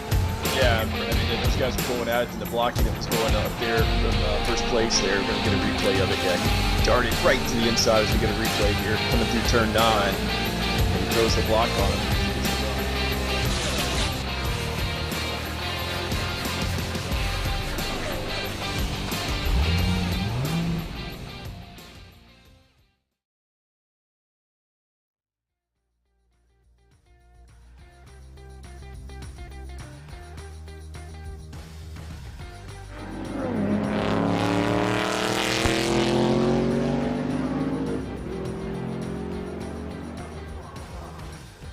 Welcome back, and breaking news for you. Daniel Fuente of Williams Esports has picked up a free place penalty. Now means he does not make the cut after finishing 7th. Ruben Bonga of BS Plus competition, he's back in the fight, and he was tweaking the points in the break to try and understand exactly what was happening. I was saying to Alex, he's out now, that's it. I don't see him making his way onto the plane.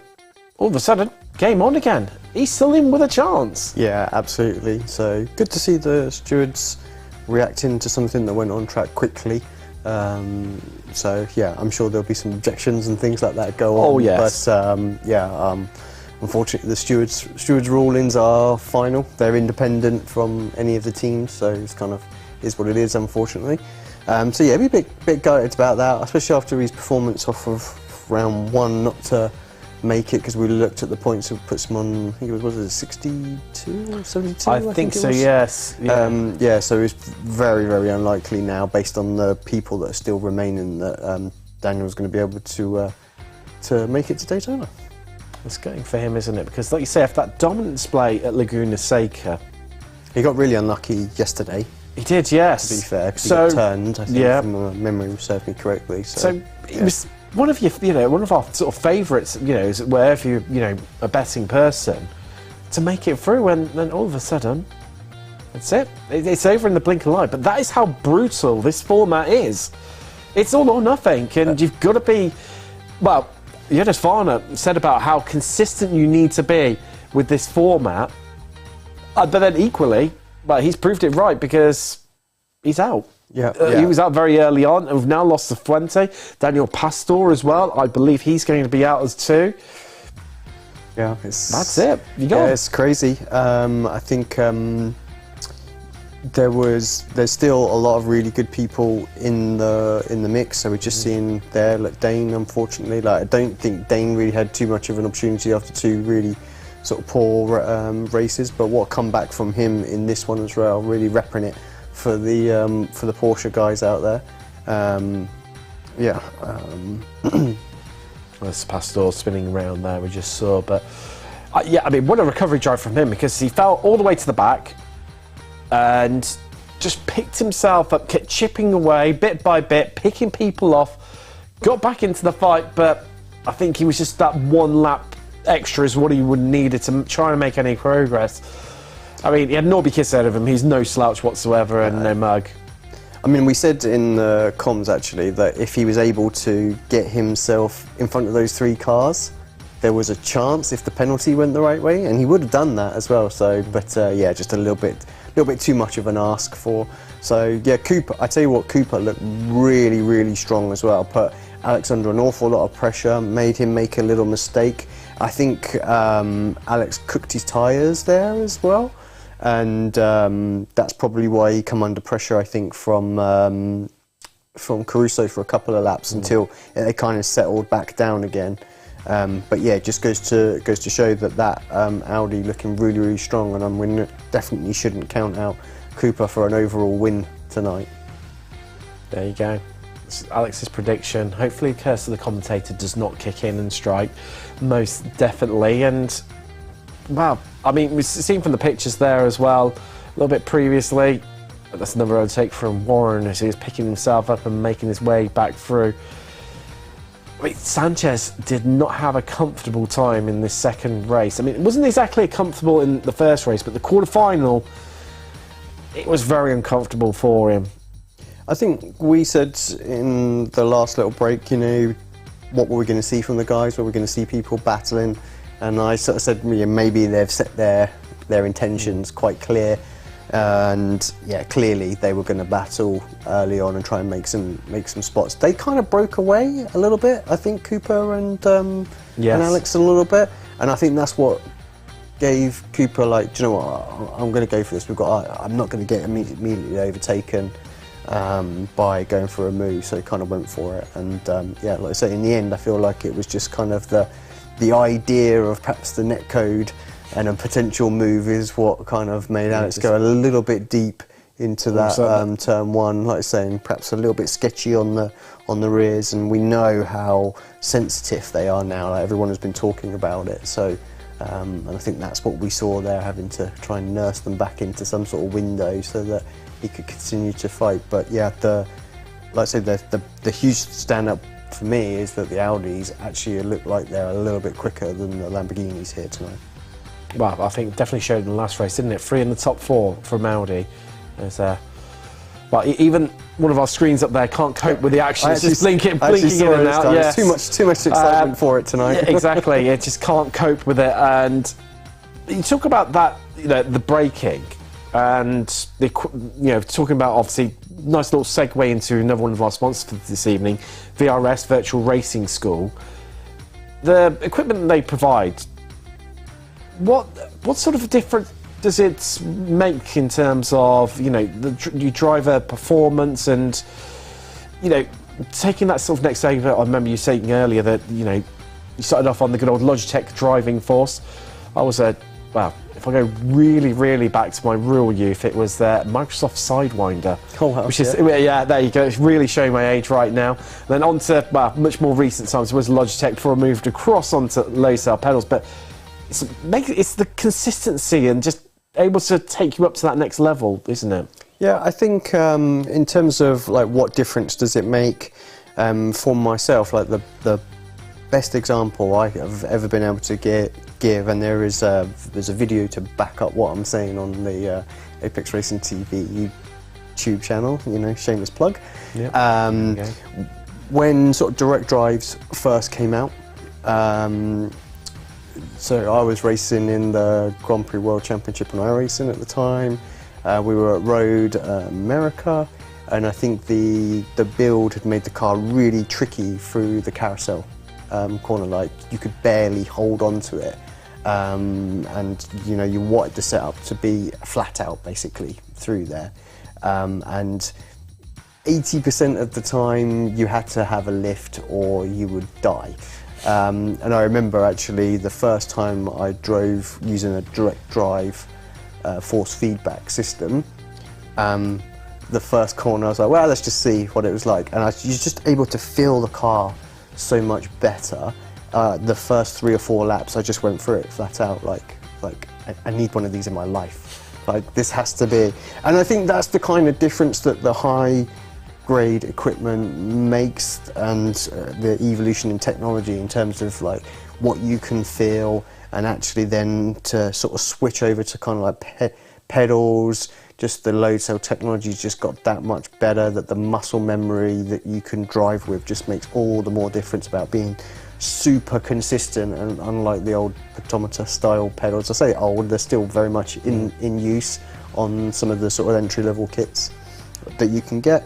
It's just so much harder to get exactly the same amount of brake pressure time and time again for those corners. So yeah, this is where, like, you know, VRS are making a huge difference to people's just consistency, and that makes a big difference. Like, being able to drive on the very edge of control consistently is making a huge difference for a lot of the fast guys out there, I think. So where we've seen a few of the guys who've almost got it completely sideways to what looks like unsavable limits, is that where almost like with the direct drive system, where it comes into its own, where you're able to get the car back and feel where you don't have that seat of the pants feeling within sim racing unless you've got a full-on motion rig.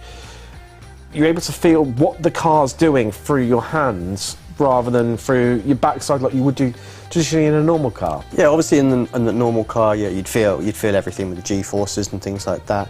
I think to say all of the all of what the drivers do is just through the force feedback is not accurate. They have two tools, and that is their eyes, and they are dialed in to whether or not the car is over rotating a little bit faster than normal. You know, it's like, oh, am I losing the back end? They see it as well as feel it as well. So they are, you know, and I don't think, again, I may be doing them an injustice, and I'm not a real driver or something like that, but I think, like, you know, if you sort of said to an IRL driver, those are the two tools you've got, they'd be like, no, I want my bum to feel that that's way better than trying to visualize it on my eyes. I haven't got a clue what you're talking about on the eyes. I want the bum, and I want the steering wheel and doing that. But yeah, it is a useful tool for them as well. But I have seen, like, people like throw the cars with the direct drives, and the thing just corrects itself. Like, you take your hands off and it just counter steers and just, steers out of it and just does its business, and they carry on.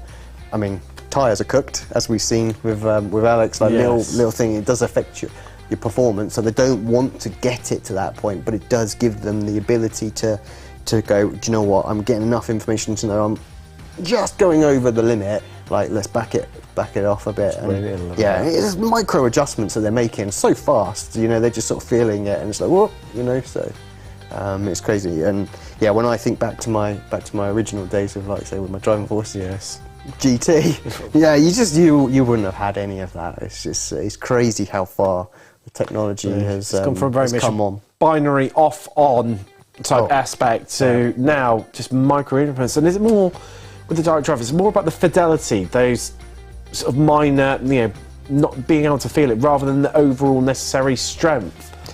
I mean, from the topper end equipment that is better, rather than, obviously we've seen a raft of newer, more entry-level direct drive systems come in, but whereas this is obviously much more, you know, higher end than those, is it more about that fidelity and being able to find those little bits of adjustments and feelings, rather than the overall strength of it?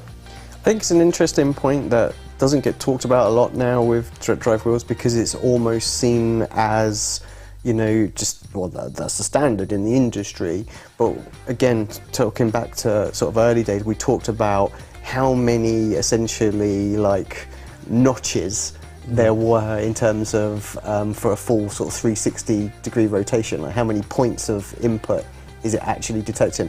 And the VRS guys probably going to shoot me, because I don't honestly know, like, how many, you know, points of sort of digital sort of response goes for a full 360 degree rotation of the wheel now, because it's just something that we don't even talk about, because they're so sensitive now, and that goes across the board with all the direct drive wheels, that it's just a non-issue. But back in the day, when you only used to have, you know, sort of 500 points, like, you know, little bits a turn made huge difference. When now it's so marginal, like tiny little adjustments. It's just like being in a real car, you know, like you make little adjustments in the car and everything has an effect, whereas it never used to. and it's just a standard feature these days. And in terms of the pedals, I'm guessing that's, you say about the load cell technology, the way that that's improved, I'm guessing it must be a similar thing on that aspect as well, where you've got those more sort of notches, as you know, to use a nice layman's terms you used earlier. Yeah, you've got all those extra, like, micro increments. Exactly that. They're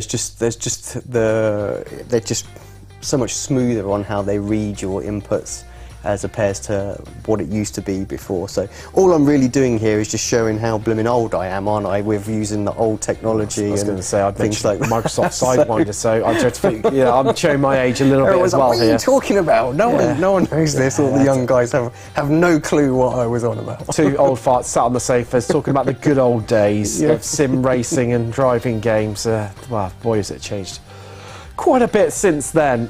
But also, you know, in terms of, like, the wheel selection, I know VRS have got their own wheel coming out. Obviously, there's different whips available and such like that. How much does that really affect it, especially at the sort of level? Is it personal preference a little bit? Yeah. I mean, I'm smiling because I'm just thinking of again of a story in my past of how it can make a difference. Again, so I think it's all about personal personal preferences. And I remember having a choice of rims that I could use, so a nice big replica BMW wheel and a small F1 style rim as well. And I was luckily enough to do a little bit of oval work with Rael Fowler back in the day, and he was doing like this sort of development team, and I put my hand up and said, look, I quite fancy having a punt at going for sort of the oval world championship. Obviously I failed miserably because I never did it, but I was doing some laps with Ray and a few of the other guys in there, and I was on my big BMW rim, because I was like, it's got a big wheel, NASCAR, and I was like a couple of tenths off, and I was like, this is ridiculous. I cannot be a couple of tenths off around an oval on the same. Oh, you just got to turn left a couple of times, haven't you? Exactly. That's what it is. So I was like, so I just took my rim off, threw it away, and put my F1 rim onto it, and they were like, what, you put your F1 rim? And I was just like, and I just went fastest in the session. So rims really can make a difference, and that is just because I was just so used to it, how it felt, the weight of it meant that I could feel the car that much better. So to say, it can make a huge difference. So if any of you out there are just like, no, I will absolutely make sure I use the right wheel, trust me, try a different wheel or rim. It can make a huge difference. So. And the amount of buttons that are available on rims as well, does that have much of an impact for yourself, or not so much? Or is it a bit more of a personal preference element? I think it really depends on what car is you're driving. If you're in a car that all you've really got is flashing headlights and pit lane limiter, then it's not going to make any difference whatsoever. But some of these new cars now have got engine map for this and mode for that, traction control, ABS, brake bias adjustments, ARB changes, differential change. There's so much that you can tweak that, having all of these wheels of all these programmable buttons is just so useful. Again, I think when I sort of started, and even like the driving force, like GT had plenty of buttons, but you soon run out. And like now, I've seen some of them from the Sim Racing Expo just a couple of weeks ago. Like it's just like a work of art with the amount of buttons that they've got. So it's crazy.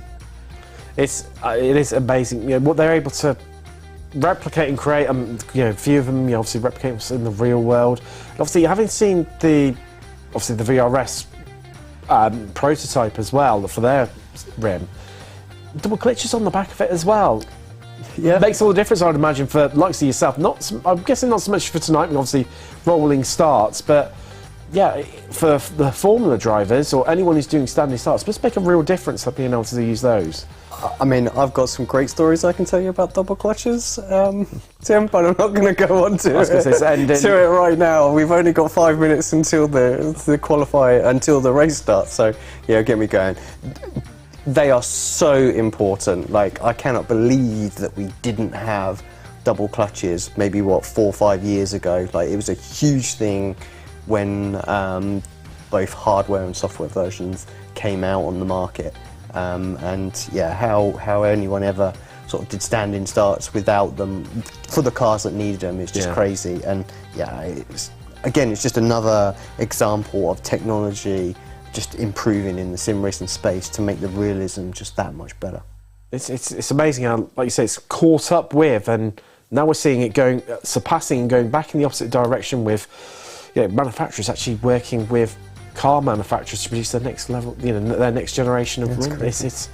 It's absolutely crazy and fascinating, though. I'm sure your big wheel for the NASCAR definitely come in handy in something more like Euro Truck Simulator rather than the Formula wheel. I know a few that have done it, and it's a nightmare and ends in disaster when you come to do a 3.10 or manoeuvre it into parking space, but that's by the by. We're going to head to a quick break. As I mentioned, not too far away now from the semi-final. 8 cars, only 4 are going to progress. Who's going to make it through? Who's going to lose out? Who's going to put their place on the plane to the Rolex 24 Hours of Daytona, where we'll have the grand final in January? Well, we're not far from finding out. We'll head to a quick break. We'll see you on the other side. We'll be live trackside for the semis. Are you struggling for consistency in your sim racing? Does your iRating look like a roller coaster? If so, we have good news for you. The way to get more consistent is to first understand what you're doing differently than the professionals. And VRS is the answer. With our competitive subscription, you will have the telemetry, setups, tutorials, and everything else you need to fully analyze your driving. Our data packs and the ability to compare your driving with the best in the world will show you exactly where to adjust your inputs, change your driving line, and shave seconds off of your lap times. And our powerful and precise Direct Force Pro wheelbase and precision pedals are being used by some of the world's best drivers. All these champions agree that VRS hardware is not just the best on the market, it's also priced well below the competition. So if you're looking to upgrade to direct drive and the best pedals in sim racing, VRS is your answer. If you want to get better, get faster, and make it happen sooner rather than later, you owe it to yourself to find out why so many people are switching to VRS. You'll be so glad that you did. Visit www.virtualracingschool.com and learn why the best use VRS. Welcome back, and it is semi-final time. And after all of the, well, slight disruption and stewarding decisions which put a slight delay to proceedings, I know, not far away from getting underway and going green once again from Fuji. Well, Alex, updating with the points, that means obviously Lafuente, due to his penalty, now finishes in the standing. Well, will finish in the standings behind Daniel Pastor. Lafuente on 70, Pastor on 72. Now to bring, I'm just having a bit of a look of who we've got left. This is where it starts to get a little bit complicated and a bit tricky for some of them. So Sanchez, well, at worst he will finish on, well, that's 68. So he can finish ahead of both of the Williams guys, but needs to realistically make it into that final. Caruso, he's looking strong, so is Bonga too. So they came into the evening on 56 points. As things stand at the moment, they'll be on 71. Talbot as well, Barneveld, Yeah. There's a lot that are looking very, very strong at this point. So they'll be finishing on 80, apologies. So, yeah, it's take your pick, roll the dice, and absolutely go for it. Cooper Webster, I mean, he's looked strong all evening. He will finish equal with Pastor on 72 points. He will be on 73, but he needs to win this evening. And even then, it's going to be tight for getting him through because Barneveld is well ahead of him, and he would need basically Barneveld to pretty much finish last, stand any chance of making it through to the final.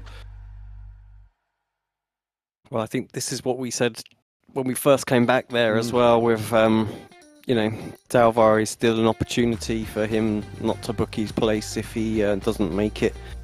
It's looking more and more likely for him. Anyway, here's the grid. It is indeed, as Webster lines up on pole after winning the previous race. Sanchez joins him on the front row.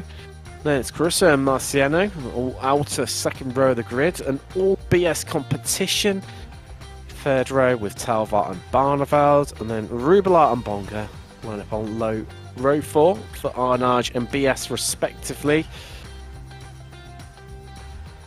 Ooh. 3 BS, 2 Alsace, an Arnage, a Red Bull, and an Apex Racing Team car. 3 Audis? I think surely, we've got to see more than one Audi in the final, surely. Well, as I say that, all it takes is one incident. We've got a shorter race as well. Obviously, the races get shorter as the evening goes on. It's so crucial, but it's advantage to those guys that are starting up front, Webster and Sanchez. We saw that in the previous 2 rounds, last Saturday and last night. They're where they need to be right now to make it as easy. Only the top 4 progressing because they've got 2 cars behind them that are going to have to scrap away in the form of the 2 Alsaces, with everyone else behind them that's we're going to be queuing up to get through, and I think we're going to see a bit of Altus being ganged up by BS. I think that's going to be the interesting battle this first lap. I think, yeah, Altus versus BS. If Altus get a really good launch, the pair of them might be able to get at maybe like Sanchez, and then give them a little bit of relief. But otherwise, yeah, they're going to have to work together to fight off the BS guys here. Well, the safety car is in.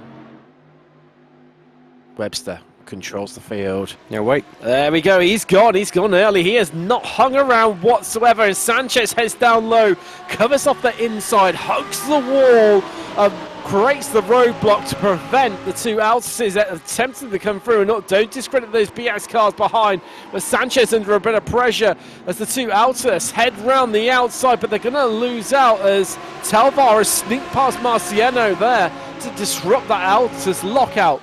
A 3rd and 4th, but up in front, Webster and Sanchez now scampering away. We look back from Caruso in the Audi to the Lamborghini of Talvar for BS. Oh, he's wiggled, he's gone. Oh no, he saved it, but he's dropped one place. Talvar has got ahead. And up the inside, who is that? That's Barneveld.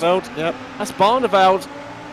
Wow, Marciano still fighting back, and they're scribbling around at the back, but don't discredit Enrico Rubila. What can he do for Arnage? You can see it all happening in front of them. He's got front row seat tickets for, as well. Bonga having a bit of a look inside there of Barneveld. Not sure you want to be able to go at your teammate, but it causes Rubila just to run wide, so it may well just help them this stage of the race.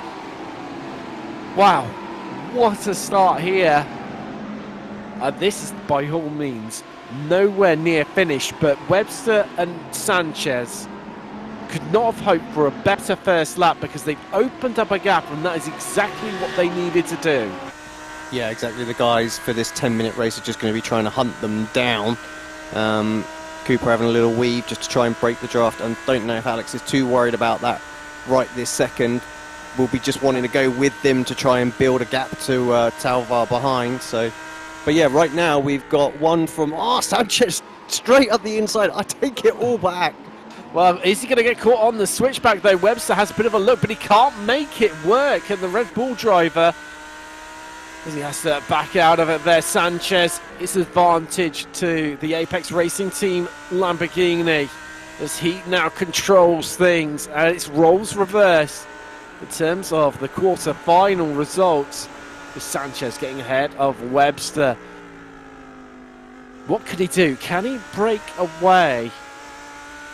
I don't think he daredn't just try and back Webster up into Talvar, because it could go horrifically wrong for Sanchez. I don't think so. I think it's just going to be straight out fight, and I think Alex is just was fairly happy trying to defend the last race, made that mistake, and feels like if he can get back to the front, then he's got the high ground for the finals. We've seen how important it is to have that first place on the finals. But yeah, Talvar, I mean, right now we've got 2 Lamborghinis, 2 Audis, 4 teams in the final as it sits right now, which actually I think would make for an epic final. Oh, definitely. That's exactly what we want to see. You know, it's a mix of cars, mix of teams, everyone with nothing to lose, everything to gain. Sanchez brings, well, a different line to what he experienced previously. It's always been hugging that inside pit wall. This time, it's the weaving line, trying desperately to break the draft, which begins to snake behind him. Everyone moving around. Let's keep it today. Talvar, Caruso, 3rd, 4th, respectively. Last of the drivers. I mean, the only thing going for Caruso right now is that Marciano is in 5th. He is directly behind him. And what with Caruso being in a much stronger chance, but realistically, Marciano's not going to be able to make it through to the grand final at Daytona, so surely he acts as rear gunner for his teammate here to ensure that he gets through into the final and books his I think if place. Jordan gets to the final, he has made the final at Daytona. That is his place locked in, Yes. I think, for sure. So yeah, Yes, it is. Yes. Simone definitely got a job to do right now. Like I say, we've got Barnefeld in sort of 6th place in the championship, not many points behind Caruso. That's the tricky one. Like so, and he is sat right behind Simone right now. So that's the job that the Altus driver has to do, is keep him behind him. Maybe that stops Barneveld making it to the final. Well, I'm just going to try and do some brief maths while we're just reaching half race distance. Sanchez leads from Webster. Talvar 3rd, Caruso 4th. They are the top 4 progressing at the moment. Marciano 5th. Said right where it needs to be, behind his teammate. Barneveld 6th, Bonga 7th, and Rubala still sat in 8th. Is the Arnage driver, unable to make any progress at the moment. Now, what can we? Well, it's settling down, but this worries me, Alex. I said it in the last race. I'm certain it's going to be no different here whatsoever. Is that when it calms down, it's only moments away from kicking off. As we look back from Sanchez, that gap to Webster, he's maintaining it 3 attempts, isn't he? Yeah, quite comfortably. I mean, he didn't lose it last time in the last race either, I think. No. So I can't see him doing it again. I think we'll see Cooper go for another move, or certainly get a run like we did in the last one. Well, I think we're certainly going to see him make a run. I mean, they've got nothing to lose whatsoever, have they? I mean, as things stand at the moment, if they were to finish exactly as they are, and in the final as well, top 4 heading through would be Nico Talvar, Rainer Talvar. I'm combining drivers here, having a complete moment as they're weaving down the start-finish straight. Talvar will head in up front. Let's take a look at this replay. What are we going to see? So this is what happened earlier on. This is a start, isn't it? It is, yeah. I mean, it was a brilliant start from Webster. He caught everyone napping, and it was worrying for Sanchez because those 2 Altus cars were all over him like a rash. But when he just squeezed into the outside, they got tangled in with the BS cars behind. I mean, I think the fact that they were teammates is what made them survive that. If it had been sort of a different team, they may have been a little bit more squeezing going on out there. Now, Alex, if they finish exactly where they are, Talvar heads to the final, Caruso heads to the final, Barneveld and Bonga, the grand final at Daytona. Those 4 head through. No, you missed Jordan. Jordan on 85 points as it stands as well. So Jordan makes it through. Yes, Bonga does, but Barnefeld doesn't. So that's the thing. So right now, Ryan needs to get past the Altus car that he tucked up right behind and see if he can't have a go at getting into this final. Okay. Yeah, he cannot afford to not make the final. He's got no chance of beating Jordan if that's the case. Or making the final, because even Bonga he won't be. It's tough for, including tonight's points, I believe from my calculations that Bonga and Barneveld can make it to Daytona. Potentially. But it's not quite over until the fat lacings, as the saying goes. And right now Sanchez under pressure from Webster. As we come down into turn 1, it's tight as Rubala having a bit of a look up the inside of Bonga there. That would affect things as we stand. Webster up in front, all just zipping back into place, exactly where we are, holding line as this. I'm sorry, no, it's not going to be. We're going to have one lap, I believe, after this one. And one more set of opportunities for everyone to have a bit of a shuffle around. With Sanchez now starting to look a bit more confident, a bit more dominant here. I wonder if Talvar thinks about trying to back up Caruso and Simone so that Barneveld can get a run. Doesn't look it right now, It but I doesn't, wonder no. if there is a bit team tactics. I just think the back around Bonga's just headed wide. Just So one- Rublar's through. So 1 point That makes the difference. It can Not do doesn't it. affect anything at the moment, but It does affect things. Well, so yeah, it doesn't truly affect things directly at the moment. The moment, as things stand for tonight, Bonga is still out. With Rublar through. We head down the start-finish straight. White flag in the air. 1 lap left to go here in the semi-finals. And that's it's a long straight. It is. The concentration of, look, you see his eyes moving around there from Sanchez's webcam of, oh, is that Webster going to have a bit of a look? No, he's just trying to cover off Talvar. They run it in deep, and Sanchez just seemed to slow the pack up there on the apex, which has compressed everyone behind them up. And can we see what a last lap overtake? We saw it in race 1 where it all kicked off into the final corners. Well, they're onto the brakes again. It is advantage right now towards Talvar. Caruso and Marciano trying to work together to try and just knock Talvar out, but I don't think they're going to be able to do it because they're fast running out of time. They're over halfway through the lap. It's through the chicane that we're missing out tonight. It's really brought this layout's really brought some great action for us. Couple of corners left. Sanchez holding on. Just got Panasonic left to go. It's all looking good for him. He rounds that, just looking in the background. Is there anyone making any moves? No, I think Marciano's done enough to hold off the pack against Caruso. And this means your wishes come true, Alex. It's almost like your Christmas wish, isn't it? 4 teams, 2 manufacturers into the final. Sanchez through, Webster second, Talvar third, Caruso in the last of those places. Comes home fourth.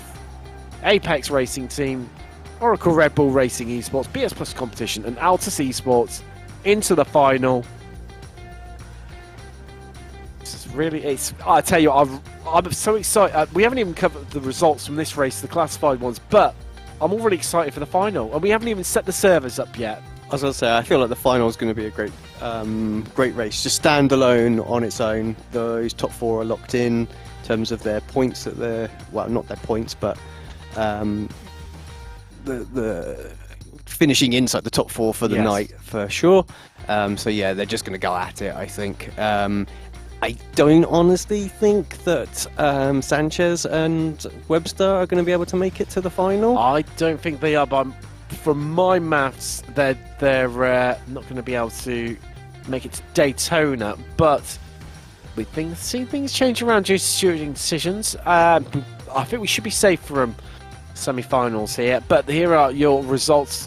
Sanchez, he's through. Webster second. Talvar and Caruso, what's the drivers through in third and fourth respectively. Marciano, he's out. Likewise as Barneveld, Rublar and Bonga.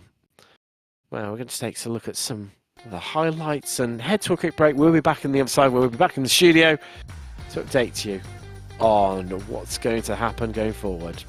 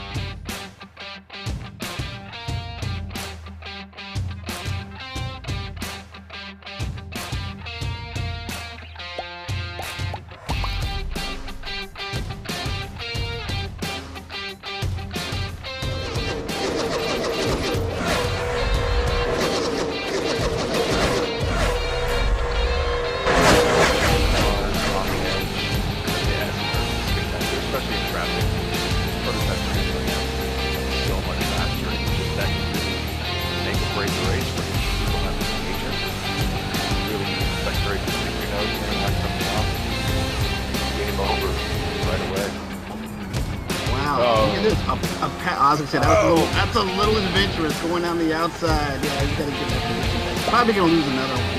Yeah. That was a very brave move. Well, that move right up. Yeah, I mean, those guys were going at it, and the blocking that was going up there from first place there. We're going to get a replay of it, yeah. Darted right to the inside as we get a replay here, coming through turn 9, and he throws the block on him.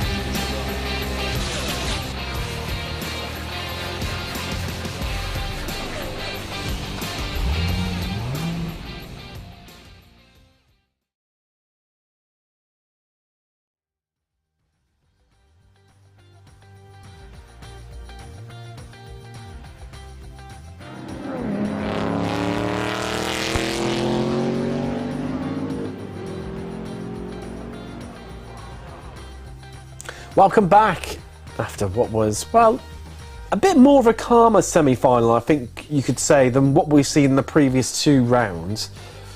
But even so, it's cat amongst the pigeons again, and where we saw the domination of BS competition last night, we only got 1 driver in the final, with Barneveld and Bonga. They're out. Yeah, it's certainly going to mix up the final tonight. I think we know the reasons why it was a bit more of a calm affair, I think. I think BS have certainly run the numbers and knew what they needed to do to lock their drivers in. So, I mean, there's no confirmation yet, but we feel like both Bonga and Barneveld have locked their position into the final with that result, even though they've not made the final. So. Yes, so they've made the final at Daytona. Yes. Even though there's so many finals, it's crazy. Yeah, so although they're not into the final of round 3, they've actually made it to Daytona. They've put themselves a slot, along with their teammate, Reina Talvar, and Jordan Caruso being the 4th driver as well, into the mix, who'll be heading to Daytona. Yeah, so congratulations to those guys. Yes, great job and great season so far to get that. But what that does give us now is no hold bars final. No, nothing to lose. Let's have at it, guys. You know, let's give us everything you've got and just go out there and let's just have some amazing racing for the final. Like, it's not going to affect anything. I mean, okay, yes, there is some individual prize money up for grabs this one, so we better not forget that. So there is indeed, Alex. The 300 for the winner, and hopefully Tim, you can fill me in for the other 200 for second, $100 goes to third place. 4th place, well, you walk away with absolutely nothing in terms of prize money. Other than, well, I suppose prize to say that you've made the final. Of course, just to run you through the format for the final shootout, 3 races, 4 points for the winner, 3 points for second, 2 for third, 1 point for finishing 4th. When those points are totted up across the 3 races, and then we decide who is going to walk away with the prize money for this evening. Well, it was interesting last night, wasn't it? Because going into that final race of the 3 from the shootout, 3 drivers all tied. I mean, Reina Talvar, he walked away with it. It was domination from him, but everyone else were tied on points. Could have gone any way last night in terms of, you know, who finished second. So, and I hope we just go one better tonight, and it could go anywhere in that final race for who can win the night. I think, you know, that's what I want to see. But yeah, like I say, my little dream for the competition was to have obviously multiple manufacturers, multiple teams in these finals, and really mixing it up so there's no team orders or anything like that. Getting out there and just people just elbows out and going for it. You got your wish come true. Oh, you. And interesting as well, I mean, I know we spoke about it a little bit during the previous break, but when we spoke to Jonas, obviously Ivana previously of Door Esports, the first round from Laguna Seca a week ago, he said that consistency seemed to be the thing. And interestingly, if he hadn't have fallen off the road and finished last, then he would have been heading to Daytona. He would have been in the mix still. Oh, for sure. Yeah, if he'd have made it to the semis, anywhere into the semis, he'd have definitely have made it there because of where he was at the start of the night. So well, he was in second overall in the champ. Well, tied for second with Caruso and Barneveld, but because of it, you fall off the track, and I think he's probably maybe ruining his decision of. He didn't use, the tactics that he used at Laguna was, I'm not going to attack anyone, I'm not going to defend, see what happens. And that evening, he walked away with second from it. So, what did you think a little bit with these sort of formats? It's getting wise to understanding how the drivers are reacting behind you and around you, because you're normally so much used to much longer races when you do race against them, so you see a different side of a driver come out. Yeah, I mean, it's just a totally different concept, isn't it, of how they need to race these short races. They can't afford to wait, they've got to go for it straight away. So I think when we were talking to the guys, they were sort of saying, yes, consistency is going to be important, but it's not just consistency in terms of just getting decent sort of points. It needs to be, I think, like semi-finals and above are the results that you needed. Like if you making it to every semi-final and into the final, you have a chance of making it to Daytona. If you're sort of quarterfinals, it's probably not going to be enough. Wow. And as it's been shown tonight, you know, this is a few drivers that, you know, you look at, well, obviously Johan hasn't joined tonight, Johan Half, but Alejandro Sanchez, as much as yes, he's got into the final, which dropped out in these earlier rounds in the previous meetings, he's missed out. He's going to finish, well, the best he can finish on is 75 points, and Ryan Barneveld, who's the last driver to make it through, is going to finish on 80. So he's only 5 points away, which isn't realistically that far. You know, all it took is just one of his results, and you know, not getting caught up in one of those incidents of the rounds that ultimately saw him be eliminated at those respective stages, and he's off for a trip to America. I'm sure I'm not going to hear the end of it, Tim. Frankly, I'm sure he's going to mention that in Discord, and I'm sure they're all going to be posting. But he's equally, I suppose, he's not the only one as well who's. Well, both the Williams Esports drivers dominated round one. Bookies favourites for the rest of it. You know, you would have put your house on them making it through, especially with Fuente, who won all but one of the races in round one. He's gone. Yeah. And another one only to miss out, I think, by about 5 or 6 points. Yeah, it's, like I say, I mean, actually, we didn't realise the value of having those good, consistent, how important they were. I think, you know, we were debating whether or not, yes, drivers could do it with having, you know, a couple of strong races, but actually, all three needed to be strong, and that's what's made the difference. But even then, I suppose, if you look at the likes of Bonga and Barneveld, it seems to me that semi-finals, making through to there is the sweet spot. Yes, they obviously were into the finals last night, but, you know, especially in Bonga's case, didn't have the best results, you know, finished fourth. So it's, even then, it's still not truly essential. And I think because the points are so close, right? That is the point. It's only 1 point difference between each of the places. Yeah, and I think that's the thing. So even like in semis, and maybe like where Sanchez is so close, and in the first round he finished like, was it 9th or something like that? So just out, so top of quarter-final positions. Yeah, and he sort of made it back to, I think, 11th or something like that in his other one. So he's super close, even being in the quarters. Yeah, so swap one of those out for a semi, and maybe he's sending Bonga home as well. But that just goes to show. Yeah, so like I say, he's kept it tight the whole way through, which is what I think we wanted from the series when it was kind of pitched. Like, how do we keep it interesting all the way to the very, to the very finals? So we haven't quite made it so that the final race makes a difference to who goes and who stays. Yeah, maybe we'll tweak it so next time we don't know until the final car crosses the line. Wow. Even so, I mean, it's been an absolute brilliant spectacle, great fun, and I think it's been also, you know, touched on it a little bit earlier, it's great seeing a different side to these drivers who have to maybe play, you know, a little bit more of the long game, a little bit more passive aggressive, whereas it's not been full all out, you know, nasty aggression, but that aggression level in terms of their racing has had to come out a lot more, especially for those places to, you know, make it into the next round. Yeah.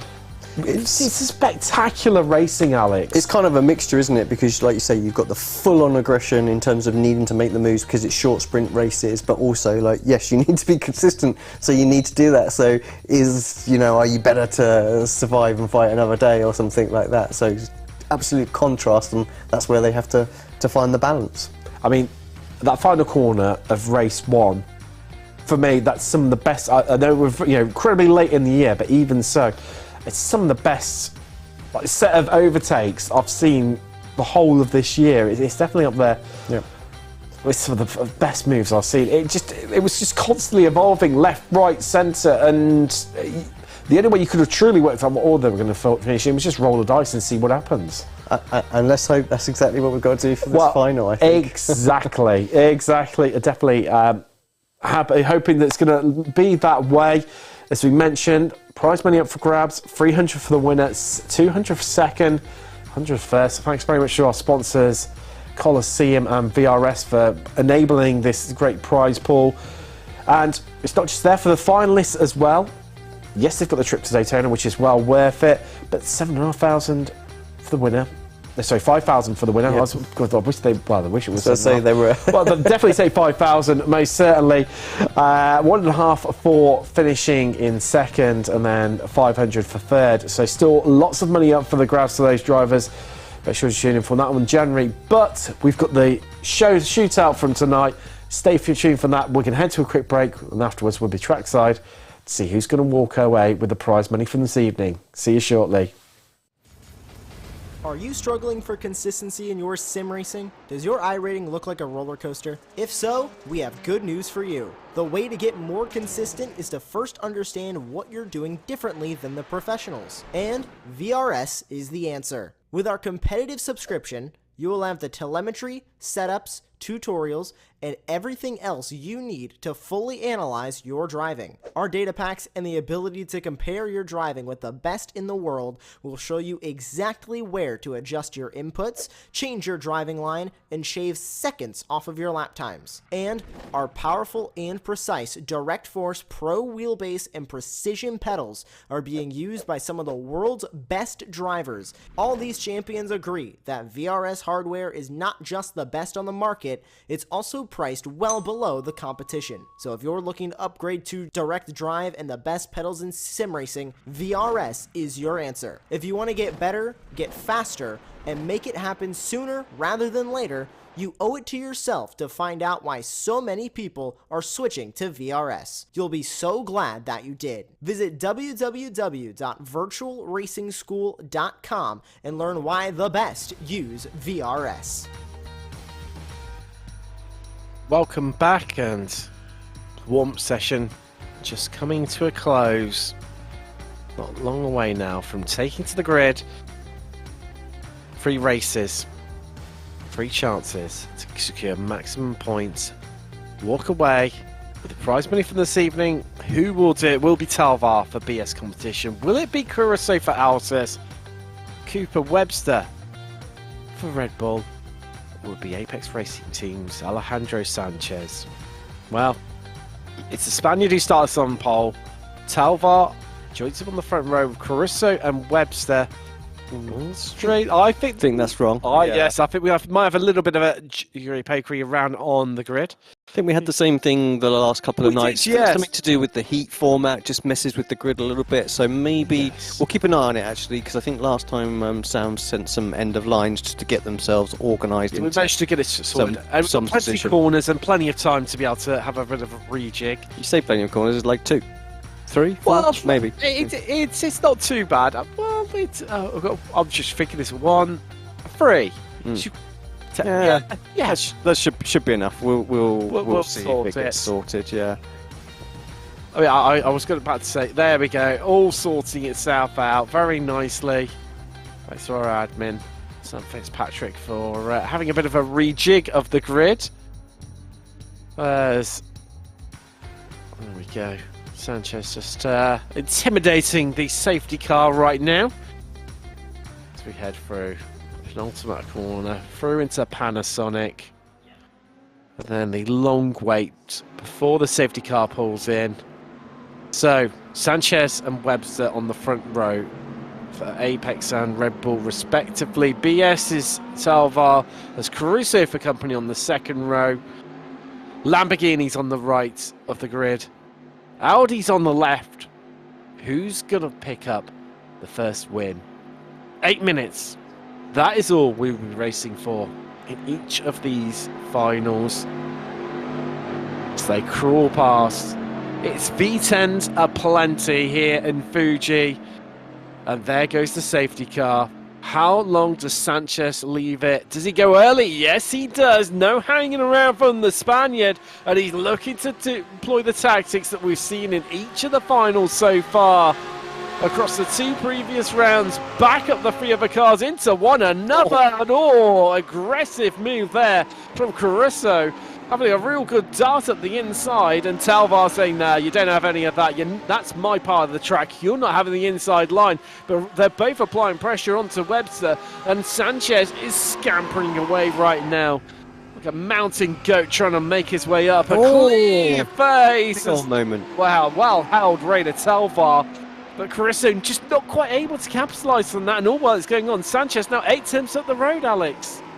Yeah, cheeky little move as well from Jordan up the inside. Like I say, this is what I think we expected, because there was just no team orders being in play here as well. So yeah, Sanchez played the start really well, give a little bit of slipstream to Reina, and then switch to Cooper to make them battle into turn 1. It's given him a little bit of breathing space. I think he would have hoped that they carried on for a few more corners, but as it was, Cooper got himself clear into second now. Only 8 tenths of a second is the gap. That's still within the draft range, so I think it might take a lap or 2, but I think we're going to see Cooper reel back in Sanchez, and we're going to have a showdown for this final lap. Here we go. Let's find out, see how much Webster can close this one in against Sanchez. Sanchez, you bet your bottom dollar, he'll be weaving down the start-finish straight to try and break that toe. There you go. He moves left, he moves right. But these 2 at the back, they're locked in, they're locked on to one another, and Caruso is desperate to find a way past Talvar. Is he going to be on the brakes? Is he going to wait another lap? Is he going to wait for later? Well, here comes the lunge. He has a look up the inside. Talvar runs in too deep, and Caruso is surely going to head past up the inside. Advantage Altus. Exactly what we saw with Sanchez and Cooper in the quarterfinals. It is, yes. It is absolutely identical. That same tactic of trying to run them in deeper, outbrake themselves on the inside, and then just get on the switchback. We've got the better traction. Off the road up the road you go. At a position, Talvar. I'm trying to think now from the previous 2 rounds. I don't think he's the only driver to appear in all of the finals so far. And I think this is the first time he's been last. I think you're probably right. Yeah, I think you're probably right. No, I mean, I think the restart, he started last, did he? In the yes, and then yes. Through. So yeah, so well remembered there, Alex. Well remembered. So there's definitely a known territory for the Estonian right now. Let's see how he handles this one. There's gaps starting to emerge right now between himself and Caruso. That's about 4 tenths of a second. And then about a second between Webster and Caruso. Sanchez, the gap is closing. It was 9 tenths this time last lap. It's now 7 tenths, and it is shrinking as the weaving and the snake down the start-finish straight. It's alive and well once again this time around. But Talvar not close enough to have a bit of a lunge this time at the Audi of Caruso. Has to think twice about it, but yeah, Jordan needs a lap and a half this time, I think, to try and get back into a position where he might be able to drag up to Webster. But yeah, Webster is in that little sweet spot now, Sanchez with the draft, so he will really get pulled up towards him. It's really showing the first and second sector, so first and third sectors, where there's straight sections to be able to make up this time. Because I mean, I know it's early on, so you can't really discredit him being purple sectors, but he was, a tenth or 2 quicker in each of those sectors, and that's where he's able to close up right now. So we're on the board with Caruso. You can see plenty of time marks there on the outside. People just running wide, slight mistakes creeping in. And Talvar is still not able to really eat into that gap to Caruso. It's maintaining at about half a second. Meanwhile, Caruso is slowly slipping away from Webster. Webster is closing on Sanchez bit by bit, lap by lap. It's coming down a tenth at a time. But we're just over half race distance, Alex. I do wonder whether Webster's going to run out of time here, because that Lamborghini's looking a little bit more slippery in a straight line compared to the Audi. I don't think so. I think he's right there come the last, well, this next lap. I mean, does that take us on to the last lap? Probably will do. So maybe that's his one and done opportunity to kind of get it done. They're going to have one. I'm just trying to think. This one and maybe another? There'll definitely be another one. I'm trying to do the maths now quickly in my head as to whether there'll be another one after that. It's going to be close. It depends how they handle this one. So we look back from Caruso, Salvar.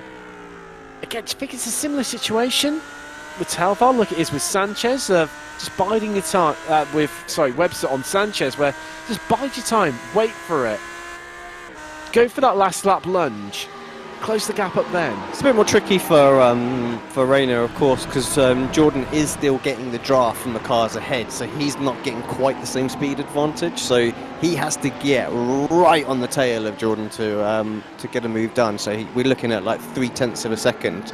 So where he is now, about half, it's just not going to be enough to get enough of an advantage to make a move. On board with Oracle Red Bull Racing Esports driver Webster.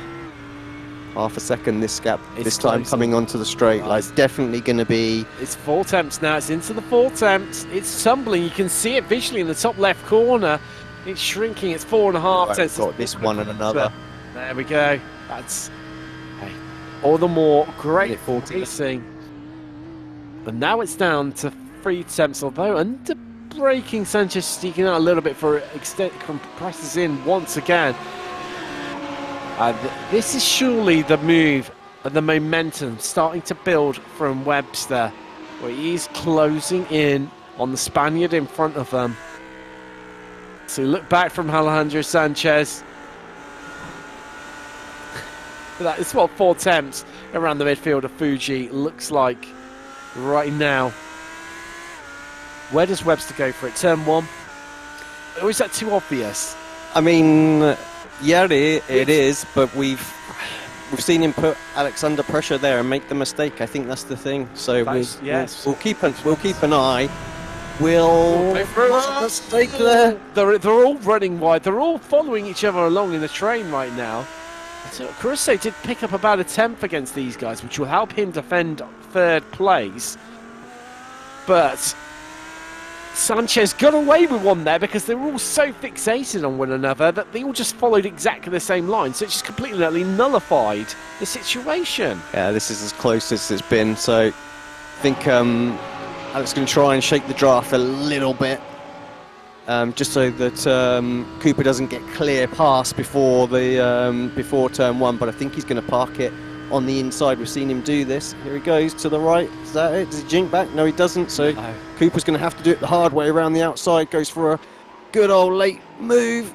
Late on the brakes, perhaps a bit too deep. Yeah, he is. Sanchez back onto that gas a little early and keeps that position.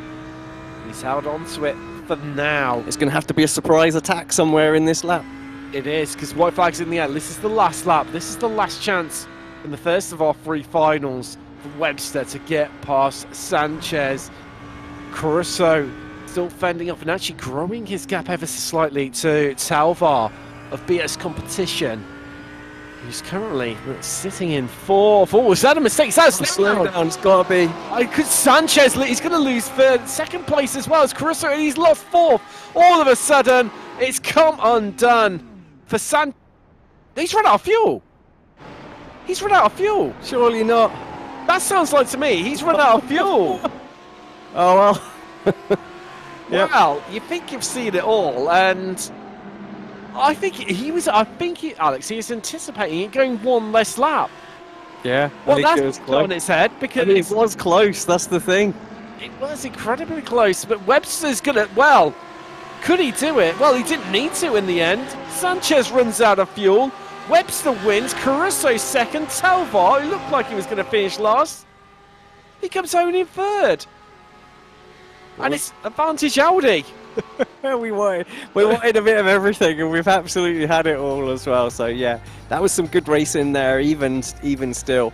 And yeah, so honours to Oracle, Red Bull Racing Esports, and Cooper Webster. I suspect Sanchez will be the last one to make it to the grid as he's about to do some setup changes. Yeah, I get the feeling as well. And, I'm sure probably a bit of a clip round the ear from his team manager coming, over Discord for that one. But there are your shootout results for race 1.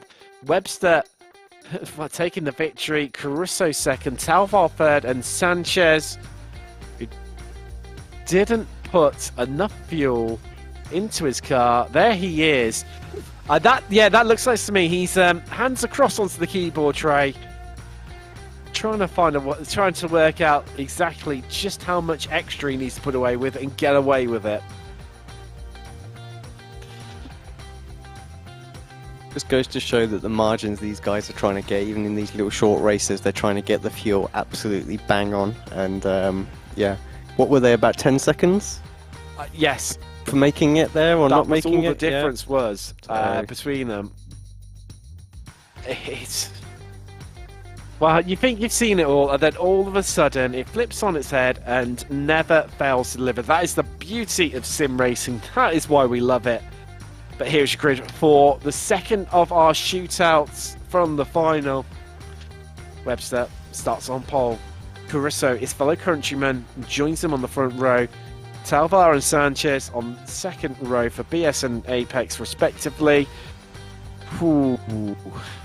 Well, Sanchez definitely, as you said, will be the last one to grid, I would imagine. I think actually probably seeing Sanchez, I'm guessing they would have worked out exactly what happened. I bet they're all going to leave this right until the very last second to grid up now, Alex. Yeah, I didn't see when he took to the grid actually. Do you think as well? I mean, where they are running these incredibly fine margins, would it have made much of a difference for the other guys where they were all sat in the draft? I mean, you say? Yes, it would have done. I don't think enough that they, in that 10 minutes, they would have made it as opposed to... It was about 10 minutes, yes. To Alex. I mean, like I say, I don't know if it was kind of the waiting on the grid or something like that. I think it was just genuine miscalculation on how many laps this race was going to go. Well, still waiting. Well, weirdly, the first driver to pop in there was Sanchez, who then escapes out of it incredibly quickly. It's 4 minutes that they've got. It is. It's definitely everyone playing a bit of mind games now, trying to force someone in and out. It's like the hokey cokey, in out, check it all about. But the two Australians, just to drill into that as to what they're saying there. So we're just getting word in our ear that actually they were expecting the previous lap to be the white flag, and then it be checker. But actually, it made them go for that one extra lap, which caught them all. Well, certainly caught Alex by surprise. The others had enough fuel to make it. Interesting though, based on that, Sanchez had clearly calculated to perfection in terms of getting the fuel down as low as possible, except for that extra lap coming in there. And I mean, it was incredibly close because we weren't 100% sure in the commentary booth, and obviously we can see a bit more of the timing. Obviously we can concentrate on it and deliberate and debate, whereas the guys, well, down track, they're busy driving, trying to pick up some prize money for themselves. What a great time of the year to pick it up in the run-up, days before Christmas. But everyone's on the grid, just waiting for the last couple of seconds here to tick over before the safety car will pull away. That would be up racing. That reminds me a little bit of, I think it was in the Porsche Super Cup series when they were at Le Mans, and it forced an additional lap, and half the grid were like, what? And had to pit. And then I do remember at the time the Apex lads had done some testing and things like that, and knew that it was going to go an extra lap, so they were fueled for it. I think. Well, yeah, I think the race actually got scrapped. I think they pulled it from the results as it was. So yeah. It's not going to happen. You know, it's going to stand as it is for now. It's not going to affect anything. This is just personal pride right now. Yeah, and I think in some ways it's probably a good job that Sanchez is at the cut-off stage of making it or maybe not making it, because that would have put the cat amongst the pigeons and definitely had a few disputes with the stewards over how we were going to... Makes this fight a bit more spicy. It definitely does, Alex. Definitely does. So, 2 Australians on the front row. Webster will control the pace when the safety car comes in. So head past the camera. That lovely sound of feet end back in top of iRacing. When's he going to go? Sanchez went early. It's Webster, no, he's leaving it later. He's left it later. Sanchez pulls out. He's looking aggressive. He's trying to find a way through. Webster leaves everyone standing. I tell you what, Caruso under a bit of trouble right now. Sanchez trying to split. There's everyone, because this is tight. Down into turn 1. Who's going to come on top? Is it going to end in disaster? Sanchez elects to back out of it a little bit. Talva heads up the inside. Caruso hung out strong on the outside as Sanchez comes alongside him. But Caruso's going to be on the inside here. But can Sanchez do the big send? Can he make his way around? He bounces across the curb. He's still alongside Caruso. This could go absolutely anyway, as Caruso's desperately trying to keep his nose in there. He's looking for the cut back against Sanchez. Is he going to make it work? I think he's just about done it here, Alex. And there's contact between them as they get onto the power, and they're fighting right now. Wow, what an opening start, and this is still not done and dusted, because Sanchez moves left, he moves right, he moves left again. He's ducking, he's diving, he's dodging as he has another lunge up the inside, and Caruso is surely going to have to yield this time around. Is he going to get him on the switchback? Well, the Australian's trying to find a way past in that Audi, but he has to relinquish. And all while this is going on, Webster and Talvar, they've checked well up. They don't want to be a part of this. 6 seconds clear from this battle. That's crazy, because they've not even completed a full lap yet. But Sanchez has got a hold of it, but Caruso's going to be in his slipstream on the run down to turn 1. Standard tactics from Sanchez. He's up against that pit wall once again. Yeah, absolutely parking it. And actually Jordan decided, do you know what? Let's have a bit of bump drafting. Let's see if we can, see if we can't catch these guys up. Have to jink to the left just to see the break-in points at this point. Oh, no. Surprise. He's like, no, we're going to try and catch up. Fulger. And then sends one up the inside. No time for that. Wow. Makes out like he's playing the teamwork game with the bump draft, and then sticks one up the inside when Sanchez is expecting otherwise. Up in front, Webster and Talvar, 7/10 separating the pair of them. Now, Talvar struggled for a little bit of pace in the first of the shootout races. I don't know whether he's got... I mean, it doesn't seem to have that Lamborghini dialed in as much as what he did previously. Or do you think it's maybe just where the Audi's ever so slightly better around here compared to the Lamborghini? I mean, there's not much in them, but maybe...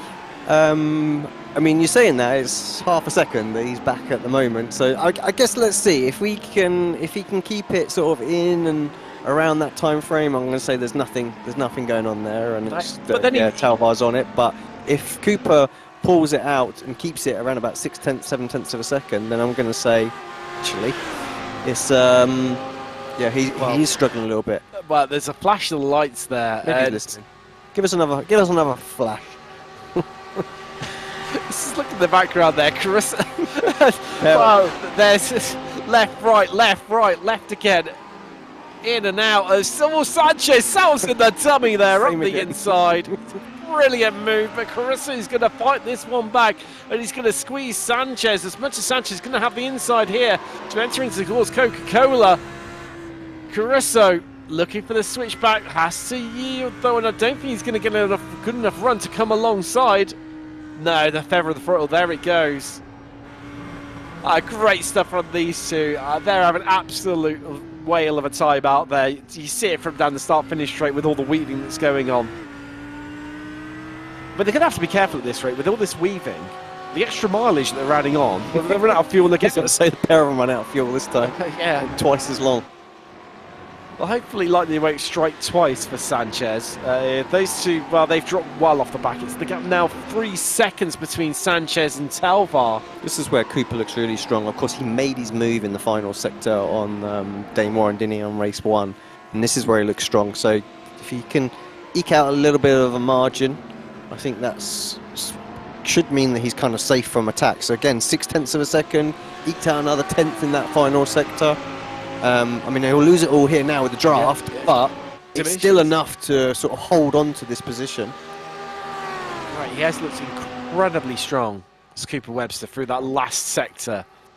It just goes to show there, and the sector timings as well. Guess what? They're at it again. They're weaving down the straight. Is Caruso going to solve a dummy to Sanchez? Not this time.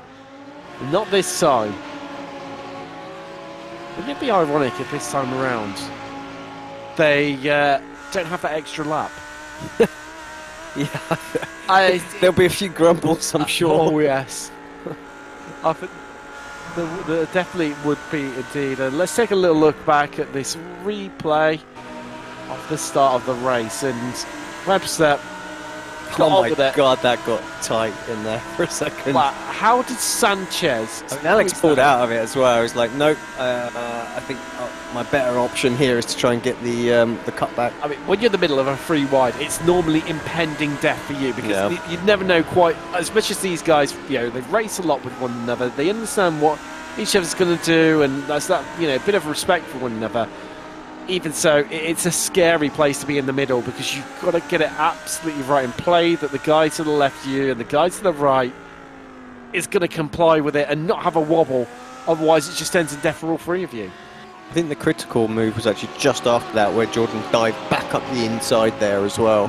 That's what really broke those guys from having the draft of the cars ahead, so they're just on this straight out scrap between them. Talvar a little bit closer this time, by not enough to be able to get up to him and make a move. Sanchez closing in. No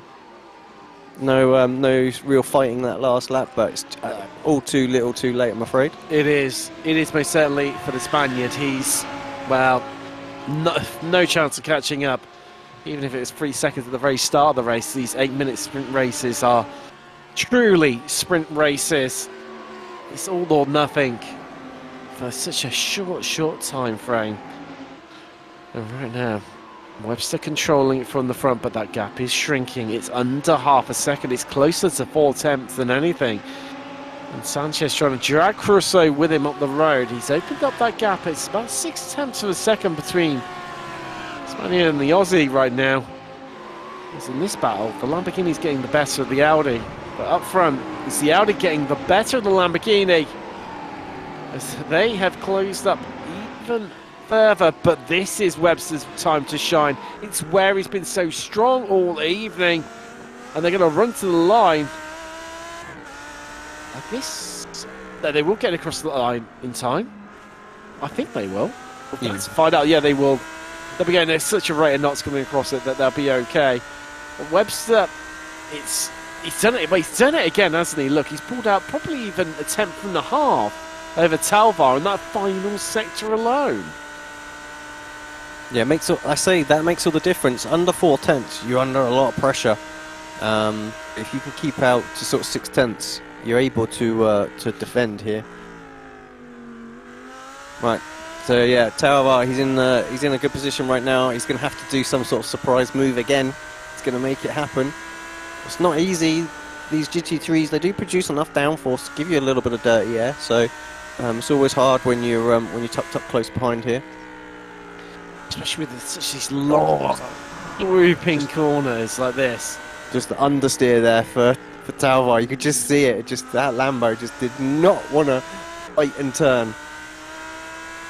Just making hay while the sun's shining here in Japan and keeping hold of that gap. But this is where Talvar's much stronger.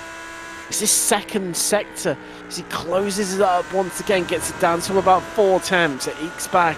Webster able to get better traction off the corner to come into this final sector, and we'll watch Webster grow the gap again.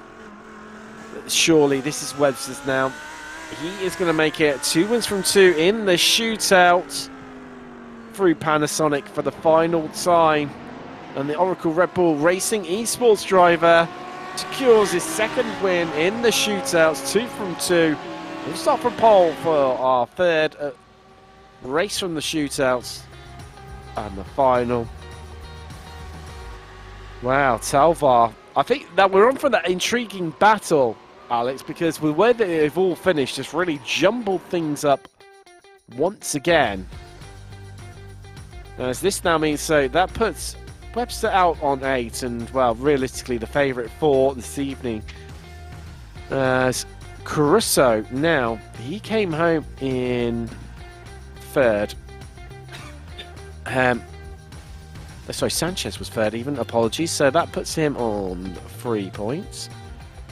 Talvar finishing 2nd gets him 3 points, so he is on 5 now. And Caruso, he's on 4. So we've got an 8 for Webster, we've got 5 for Talvar, 4 for Caruso, and 3 for Sanchez. So this is basically not quite as cut and dry as it was yesterday, but most certainly not. Most certainly not. But it could go. I mean, other than so, anyone can potentially still win this. So Sanchez is on 3 points. He would need to win, but he'd be on 7. Well, yeah, of little faith. You never know. All it takes is. No, I'm saying he'd only get to 7 points. He's on 3 at the moment. No, oh yes, sorry, you would do, wouldn't he? Apologies, it's my maths. In all the excitement, I was thinking like you'd get 5 points for it. I mean, I'm all for wishful thinking for Alex, right? Well, yes. So the best he can hope for is a 2nd, but he would need to win to do that. Caruso with a win would put him on 8, but Webster would still beat him even if he finished last with 9 points. Talvar is the interesting one, though.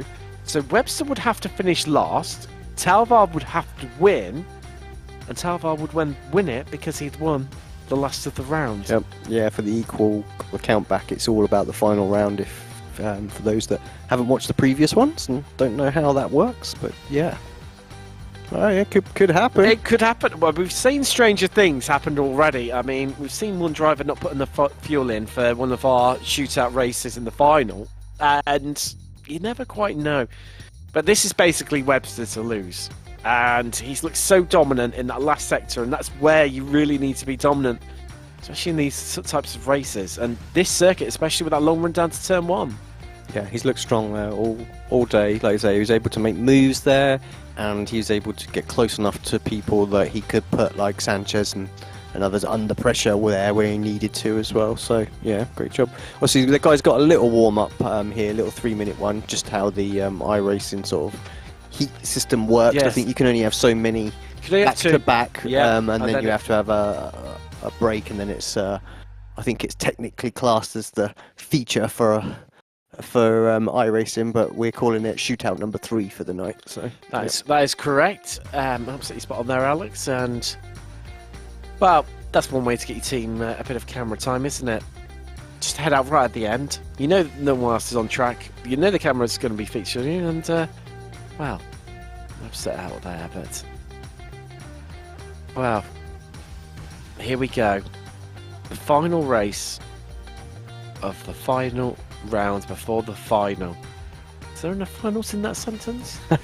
You could say it's the final countdown as well. Yeah. There we go. For the final time this year? For the final time this year. And the final time this evening. From the final race of the final, Webster starts on pole. Talvar joins him on the front row. Sanchez and Caruso, they start on the second row of the grid. Mixed up a little bit compared to what we've had it previously. We've had 2 Lamborghinis on the left and 2 Audis on the right. We've had an all-Australian row. But now, they're all completely jumbled up. Left, right and centre. Alex, prediction time. I think surely Webster wins this. 3 from 3. Usual. Goes early. Leaves the other 3 cars to scrap it out over second and walks away with it. Yeah, I think we see Webster win this one, and then just a great battle between the 3 for second place. Nothing to lose whatsoever for any of them.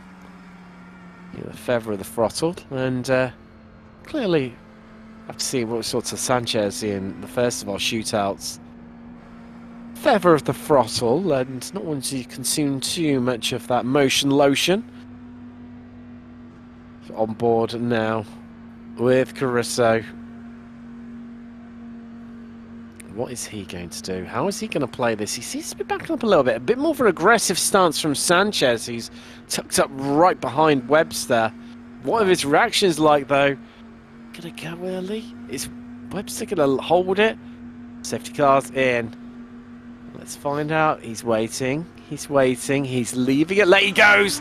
He gets on the loud pedal, and Talvar, is he going to tuck him behind? No, he can't, because Sanchez has got a brilliant run here, and he squeezed his nose up the inside. But Caruso, he heads out onto the racing line. We're going to go 3 wide into turn 1. It's Talvar in the middle this time. It was Sanchez last time around. Sanchez has to back out. And Talvar somehow, someway holds on to it. We look back from the Estonian's car, and Caruso looks like he's going to nab the place from Sanchez here. Yeah, he has to back out of it.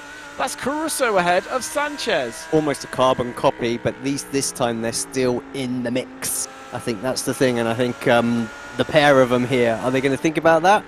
Oh, I thought it was all just going to go there. No, I'm going to send it. Well, Talvar prodding, and so Caruso prodding and probing right now at the back end of Talvar.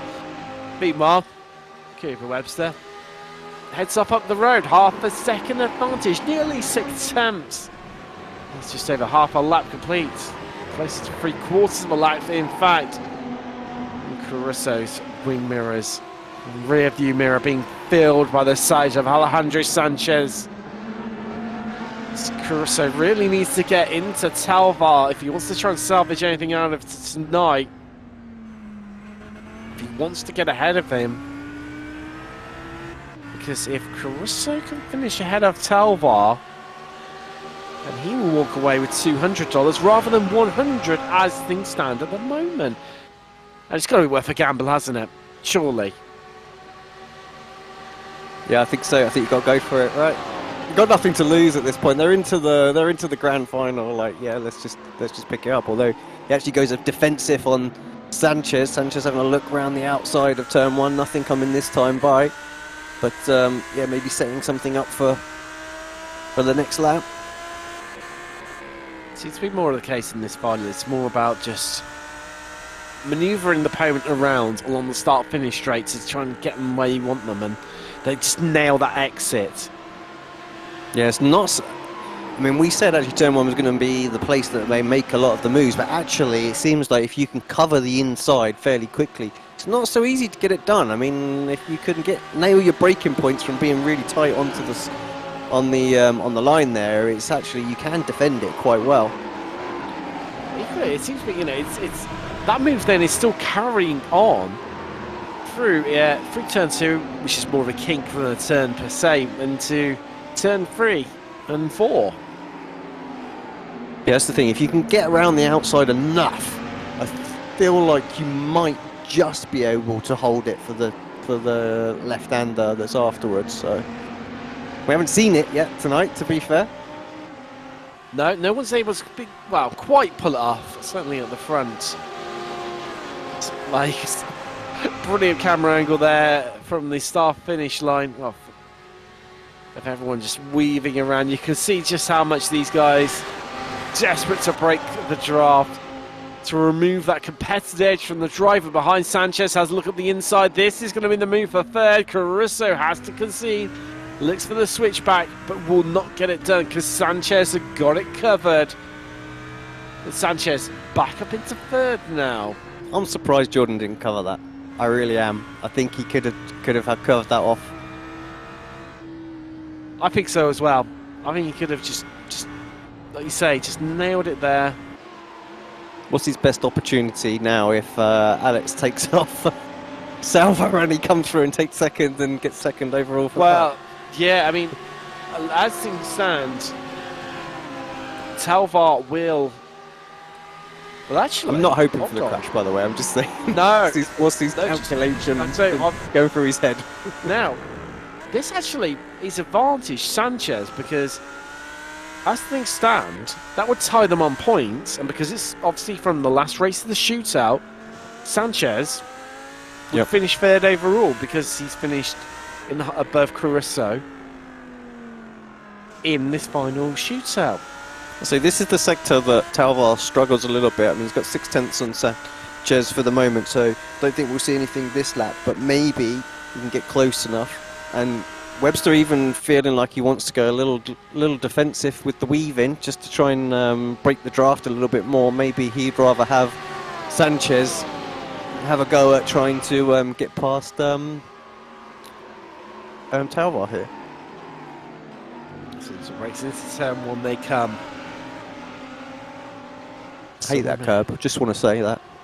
That's the curb that killed me in the VCO event. I was doing amazing there, but yeah, just pop in the wall. Hold a personal grudge with that curb now. That's it. I don't like now it to now. the death of time.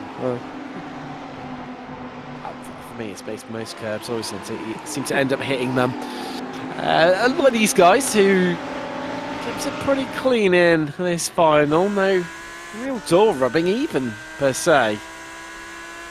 Yes, calming down. 5.5 minutes out of the 8 complete. Webster leads from Talvar. Sanchez just dropping back well, I would say he's dropping back a little bit. Last time around actually set the fastest lap of the race is Sanchez, but not enough really to be able to make some progress against Talvar. Caruso, after conceding the position to Sanchez, not really been able to make back those positions. This round they come through Panasonic, winding the car up, launching it out. Look at that slingshot out the corner. Yeah, Jordan's actually closer to Sanchez than Sanchez is to Talvar here, so they're pretty even apart, but if there's a move going to happen, you'd think it'd be for the other way. Maybe not. Wow. It's all going to cancel out. Alex. It has, yeah. That looks like a draft train to me right now. It does. Well, it looks like a draft train. It certainly sounds like one going on right now, and this certainly is, isn't it? They're just all towing each other along. But where Webster just has got that final sector absolutely nailed on, it's all immaterial because he creates such a buffer that it negates some of the effects where they're moving towards being on the edge of that draft effect, and then they're just towing each other along. It could not work any better. I mean, if Webster had made it through to Daytona, he'd be hoping Fuji came up so he could just go out in the Audi again and just rinse and repeat this one. I mean, just for clarification, right? It is at Daytona. It is at Daytona, and Webster isn't in the final. Yeah. But I understand what you're saying. But yes, yeah, like you say, he looks really strong there. Qualifying would have been important had that been that theoretical thing. But yeah, one thing about Daytona is it's any one of those four is going to be able to win it because it's Daytona, right? That slipstream that you get. They're going to. I feel like all four races they're going to come off of the bus stop chicane, and it's just going to be like, who's going to get the best draft? They're all going to come together. It to perfection to get the run on everyone else. It's for the first. Well, I haven't really seen that from Webster too much tonight. That hugging the inside line that we've seen Sanchez do, well, relentlessly pretty much all evening. Saw Sanchez in the rearview mirror there get quite close, under 0.3 of a second for a little moment, but yeah, still not enough to get it done. So this is the final lap of the race. It is. It's the final lap of the qualifiers. And it's all just come back. It's sort of bringing this down, I think, off a high of what's been an absolute epic evening of racing, nice and gently, like a warm, soothing bath almost. Webster just needs to bring this one home to secure the victory here this evening, walking away with $300 in prize money. Talvar finishing second. Well, actually, nice little bit there. They'll actually finish how they will finish in the standings, walking away from this race meeting. So Webster will secure the victory. Talvar second, Sanchez third, Caruso fourth. Oh wow, maybe not from Sanchez, who's getting airborne, certainly with the front end there. But Webster's going to take it. 3 wins from 3. Congratulations to Cooper Webster on a flawless display here in the final. Talvar comes home in 3rd. He picks up the $200. So second even, he picks up $200 in prize money. Sanchez, by my calculations, yes, makes it into 3rd place, with Caruso in the end having to settle for last, unfortunately. And that's gutting for Cooper. It's like for Caruso, Jordan Caruso, because I mean, second in the first race, and it just all fell apart for him after that. Yeah. Yeah, it did, but I think more than anything, Jordan will be celebrating the fact that he's got a trip to yeah, I think that's all he's Florida. thinking about. And if you want to know how to drift and do burnouts and rolling burnouts in a RD R8 V10, take note of Cooper Webster there. Yeah, I wonder if Jordan will go. I mean, he has made it to the final. You can have a substitute and things like that, but remember there is a little clause about obviously the finalists from Europe and America in terms of all the transportation and expenses and stuff like that. So, yeah, so he might have to head there or whatnot. But yeah, I hope so too. Coming out, so I'm sure you can find a way to send Jordan there. But here's your results for Shootout 3 from the final. Webster taking the victory. Talvar 2nd, Sanchez 3rd, Caruso finishing 4th. And that's how they finish in the standings for this evening as well. It's nicely lined up. We're going to head to a bit of a break now and check out some of the highlights while we head back to the studios. We have a bit of a chat to some of our drivers here. We'll see you shortly.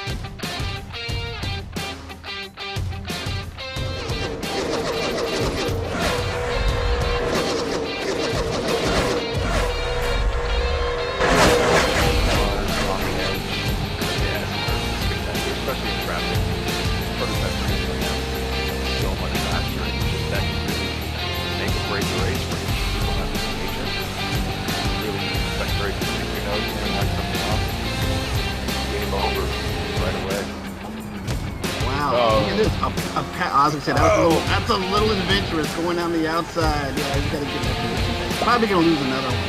Yeah. That was a very brave move. Well, that move right up. Yeah, I mean, those guys were going at it, and the blocking that was going up there from first place there. We're gonna get a replay of it. Yeah, darted right to the inside as we get a replay here, coming through turn 9, and he throws the block on him.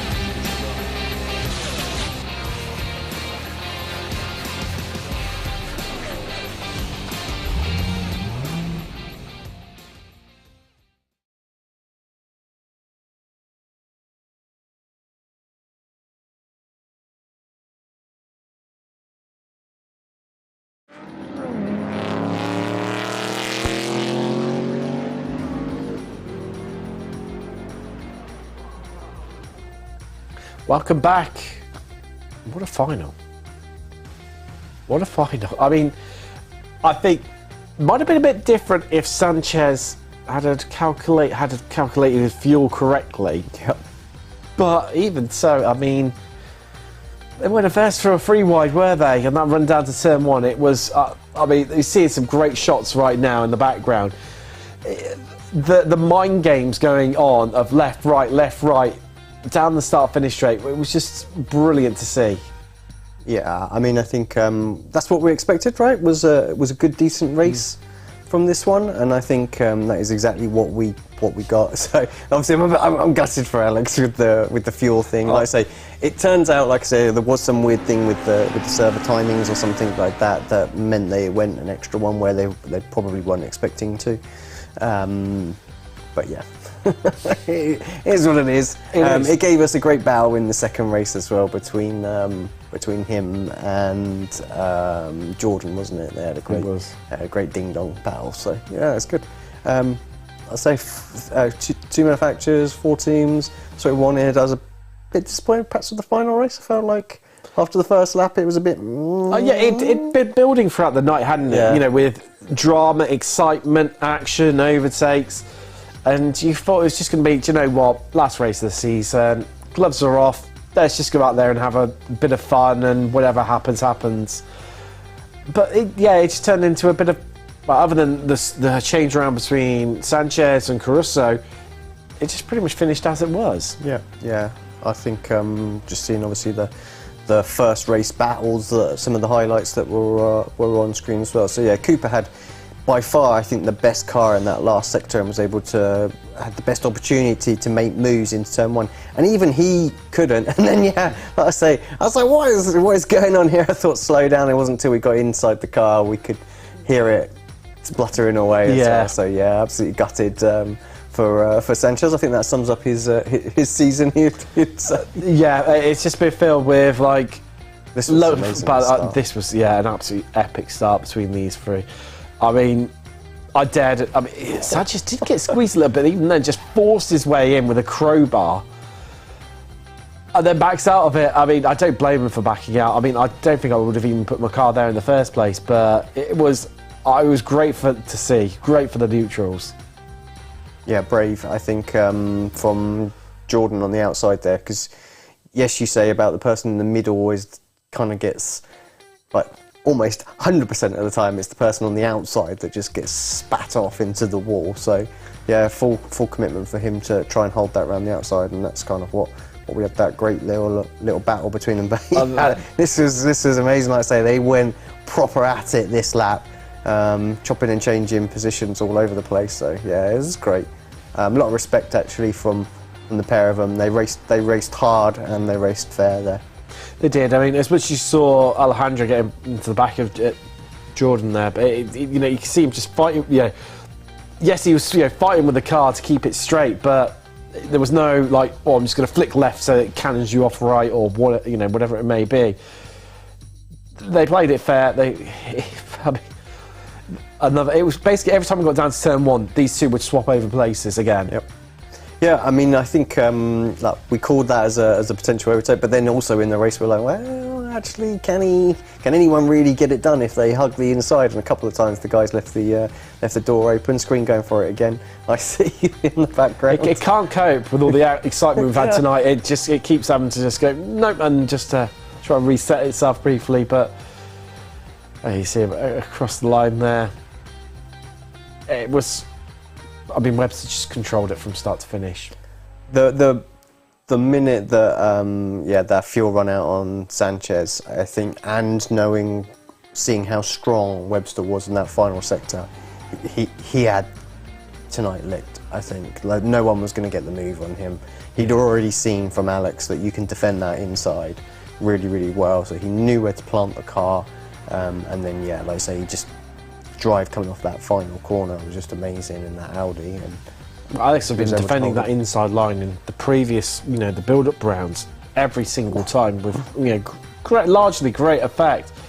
This is from the final race of the shootouts. So Jordan left the door open here. Like, I don't think Sanchez would have got him there if he'd have just covered up the inside, and then from there, that's it. They just stayed absolutely as they were. It was a relatively simple affair in the end, but let's have a bit of a chat to our winning driver for today. Now joined by Cooper Webster of Oracle Red Bull Racing Esports. Cooper, congratulations. Nice little Christmas present with the prize money. I mean, talk about your car setup. I think you can do now. Obviously, we're moving away from this event. The final sector, especially coming out of Panasonic, you had it absolutely nailed on there. Yeah, thank you guys. Yeah, that was so much better than the other rounds I had. I was kind of, really determined to fix up the results I had the first 2 rounds and redeem myself for this last one. So, yeah, I cracked down on the setup. Did heaps more hours for practice, and I don't know, I didn't think the car was that amazing for the last corner compared to what you guys think, but I think it was good. Obviously you've got a better perspective from outside the track, but yeah, I didn't do anything different with the setup from the previous rounds. I just I think I might have tuned it just a little bit, like a few clicks here and there, but it was yeah, nothing major, no top secret, no revolutionary setup change. But yeah, I think tonight was very good. I love the way that you just so just blasé, didn't do much. It's just roll up and see what happens. But I mean, race 1, that move through the final corner, it was absolutely astounding to take everyone. Alex sat in the commentary booth next to me. He was like a child on Christmas morning. He was that excited over it. I mean, was it a case of the door just opened for you and you just full on sent it and went for it, or was there a little bit of intention beforehand where you'd been sizing people up? Well, that last lap, I think I was sitting in 3rd, and I was pretty happy just sitting there. Like, I was struggling with tyres a little bit. Like, the Audi was very difficult to kind of, like, it's a knife edge sort of thing. As soon as you go over, then you'll spin out or loop it. So I was happy sitting in 3rd, and then Dane had a huge go at I don't know who was in the lead at that time in the right hander, like the 3rd last corner, which surprised me. And then they came really close together, which brought me up to both of them. And I wasn't really trying to make any move, but Dane, I think, heard his tyres. He went in blocked, and the door just opened up basically, and I just put my car there, and it worked out good. So I didn't really plan anything. It was just reacting as things happened. Alex, I'm sure you've got a question for Cooper, most certainly. Yeah, well, I just want to say congratulations again, Cooper. And actually, I tell you what, the guys loved it, because even the producers in our ear all shouted down the microphones when you went for it. So it was a good move. It looked good. So yeah, well done on that. Just obviously tell us, this year has been kind of like mixed duties for you. Obviously, congratulations first on the Red Bull sign-in. That was a great job, well done, and represented them really well over this year. But you switched over to some R-Factor 2 in the Virtual Le Mans series, and you've done really, really well over there as well. So coming back to iRacing, looking really strong. So I guess, yeah, getting yourselves ready for next year's PESC series. So just tell us a little bit about kind of everything you've been doing this season. So it started off with PESC, and that was just full focus, nothing else mattered. It was just only PESC, and then got through those first 6 months, and then I didn't plan on doing Le Mans Virtual on R-Factor. I hadn't really touched the game before at all, really. I did the Le Mans the year before, and that was pretty good. I loved that event, but just really I didn't do very well pace wise because I was so new to R-Factor, and I've been only driving iRacing for the whole time I've been sim racing. So yeah, so I was a bit worried about how I'd go this year jumping into Le Mans, but just did a lot of hours in practice and worked with the team, and I got really comfortable in the simulator. And yeah, I love that series, and we started off with a win at Bahrain, and that was pretty awesome. Didn't expect that. And then we had a bit unlucky at Monza. We had an accident at the start, but then it rained during that race, which was a really cool experience. Hopefully iRacing brings that soon. But yeah, so yeah, I'm just doing this series came up, and I thought it's good to do something competitive before PES starts again, because I've been away from iRacing a little bit, and just to kind of familiarize myself with the racing, the contacts, and like the little things that you pick up that are really important when PES comes around. So yeah, I'll do a bunch more officials and things, but yeah, I just wanted to make sure I was in some competitive series before the PES season starts again. Yeah, awesome, Jordan. Yeah, congratulations on the win tonight. Yeah, amazing. Yeah, solid performance, and just a bit gutted. Yeah, we couldn't see you in the other sort of 2 finals that we had through no fault of your own, really. I mean, I probably could have qualified better in those other 2 rounds, which would have helped. And I was kind of put myself in the middle of the pack both times, which is it doesn't help. But yeah, I think I made my own mistake at Laguna.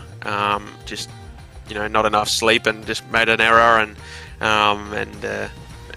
hurt myself there. And then at Sebring, that was a bit less my fault. I think it was a bit 50-50. And that was a bad qualifying. But yeah, I knew if I just practiced as hard as I could for this round, qualify well, stay at the front, I'd be in it somewhat at the end. So yeah.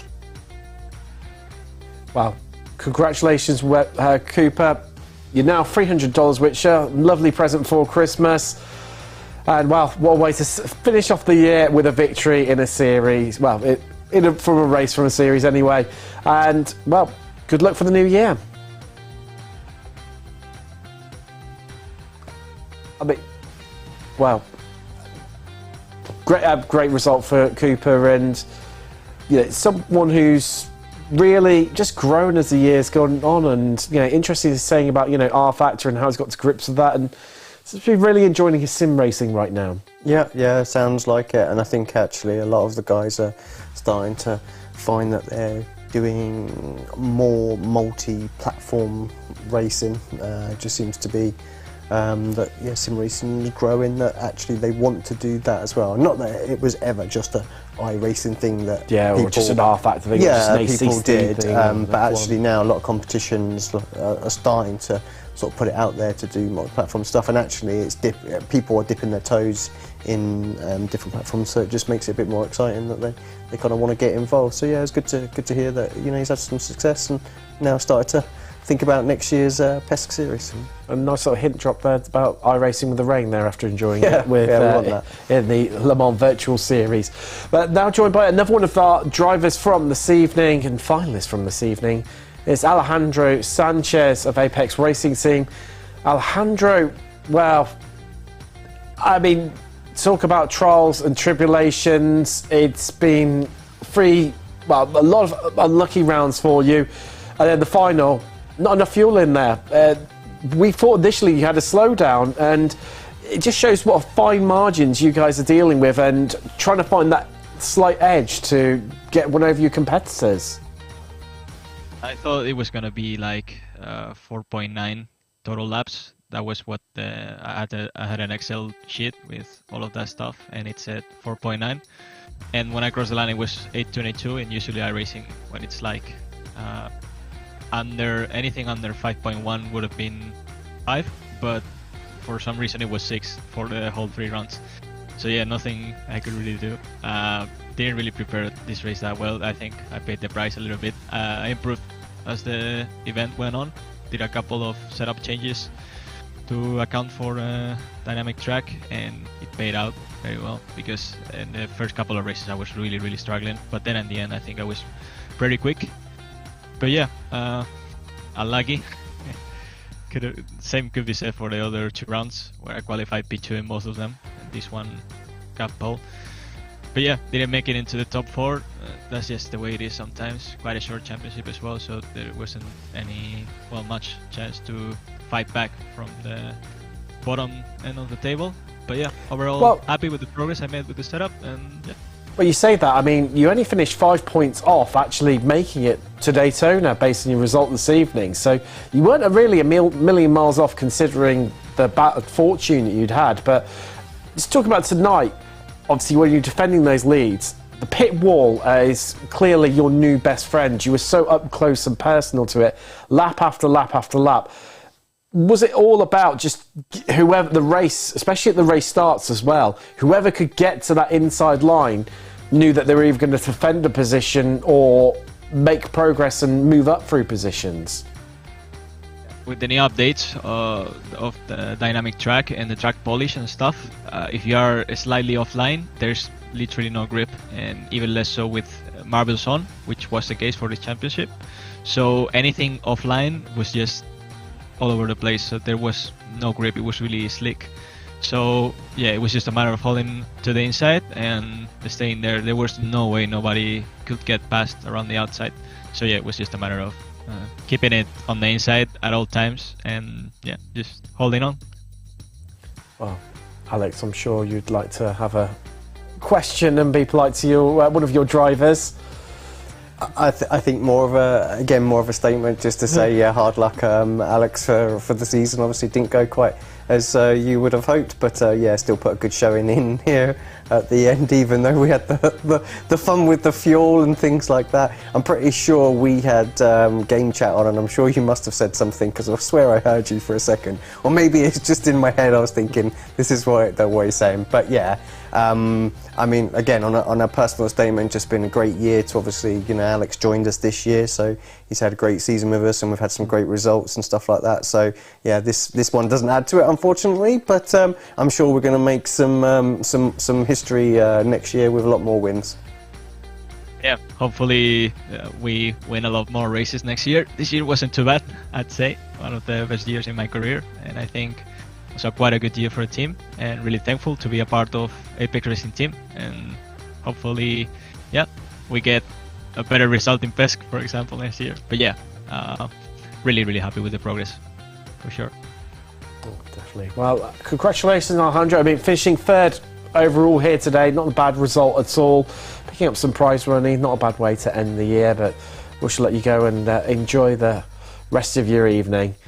And I mean, you talk about the form that he's been in, the second half of the year, obviously excluding, this championship, he's definitely been one of the drivers to watch out for, especially in GTs. He's so fast. I think we've seen glimpses of that over the last couple of years in different special events and different Porsche results that we've seen. It's interesting that dynamic that he seems to have built with Kevin Ellis Jr. as well, as a partnership, where they just seem to be constantly bouncing off over and just going from strength to strength to strength and dominating GT esports at the moment. You think back to the IMSA Championship they entered recently, amongst others, just absolutely just clinical. Yeah, I mean, I don't want to obviously talk too much about them because it needs to be about today's series. But yeah, I'm super happy with how they've performed this year for sure, especially the second half of this year. The whole team, everyone here in Corby, the whole atmosphere, and being able to do events like this in the studio, get them all together. We had a big team meet-up last weekend, and it's just so much fun. Just being here, it's like, even as a team manager, I'm still pinching myself. Like, are we really doing this? Is this ours? Like, we've built this, and this all just come from a hobby, from a lad doing racing with his dad, model car racing. That's where it all started off for me.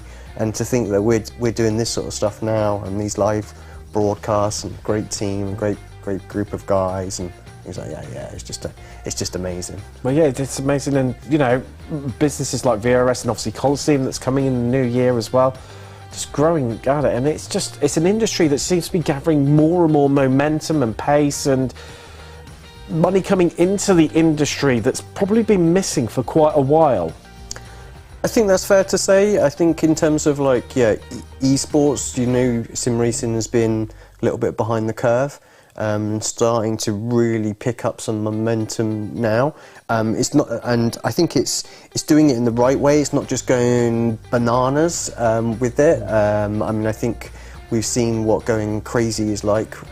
If I may just sort of obviously mention like the Formula E Vegas race thing, that would have been like, if we just kind of had that, and just been throwing money at it for the sake of throwing it. But now it just seems to be a lot more organic growth in the space, and actually, real sensible series that are attracting more sort of sustained partners and sponsors. So yeah, I mean, 2022 has been an amazing year for sim racing and everybody involved, and I think 2023 is just going to be more of the same again. So and again, as a team manager, I'm just really really pumped for what 2023 is going to bring. So yeah, more racing, more crazy battles, more endurance races, more meetups, everything. I think it's just going to be amazing.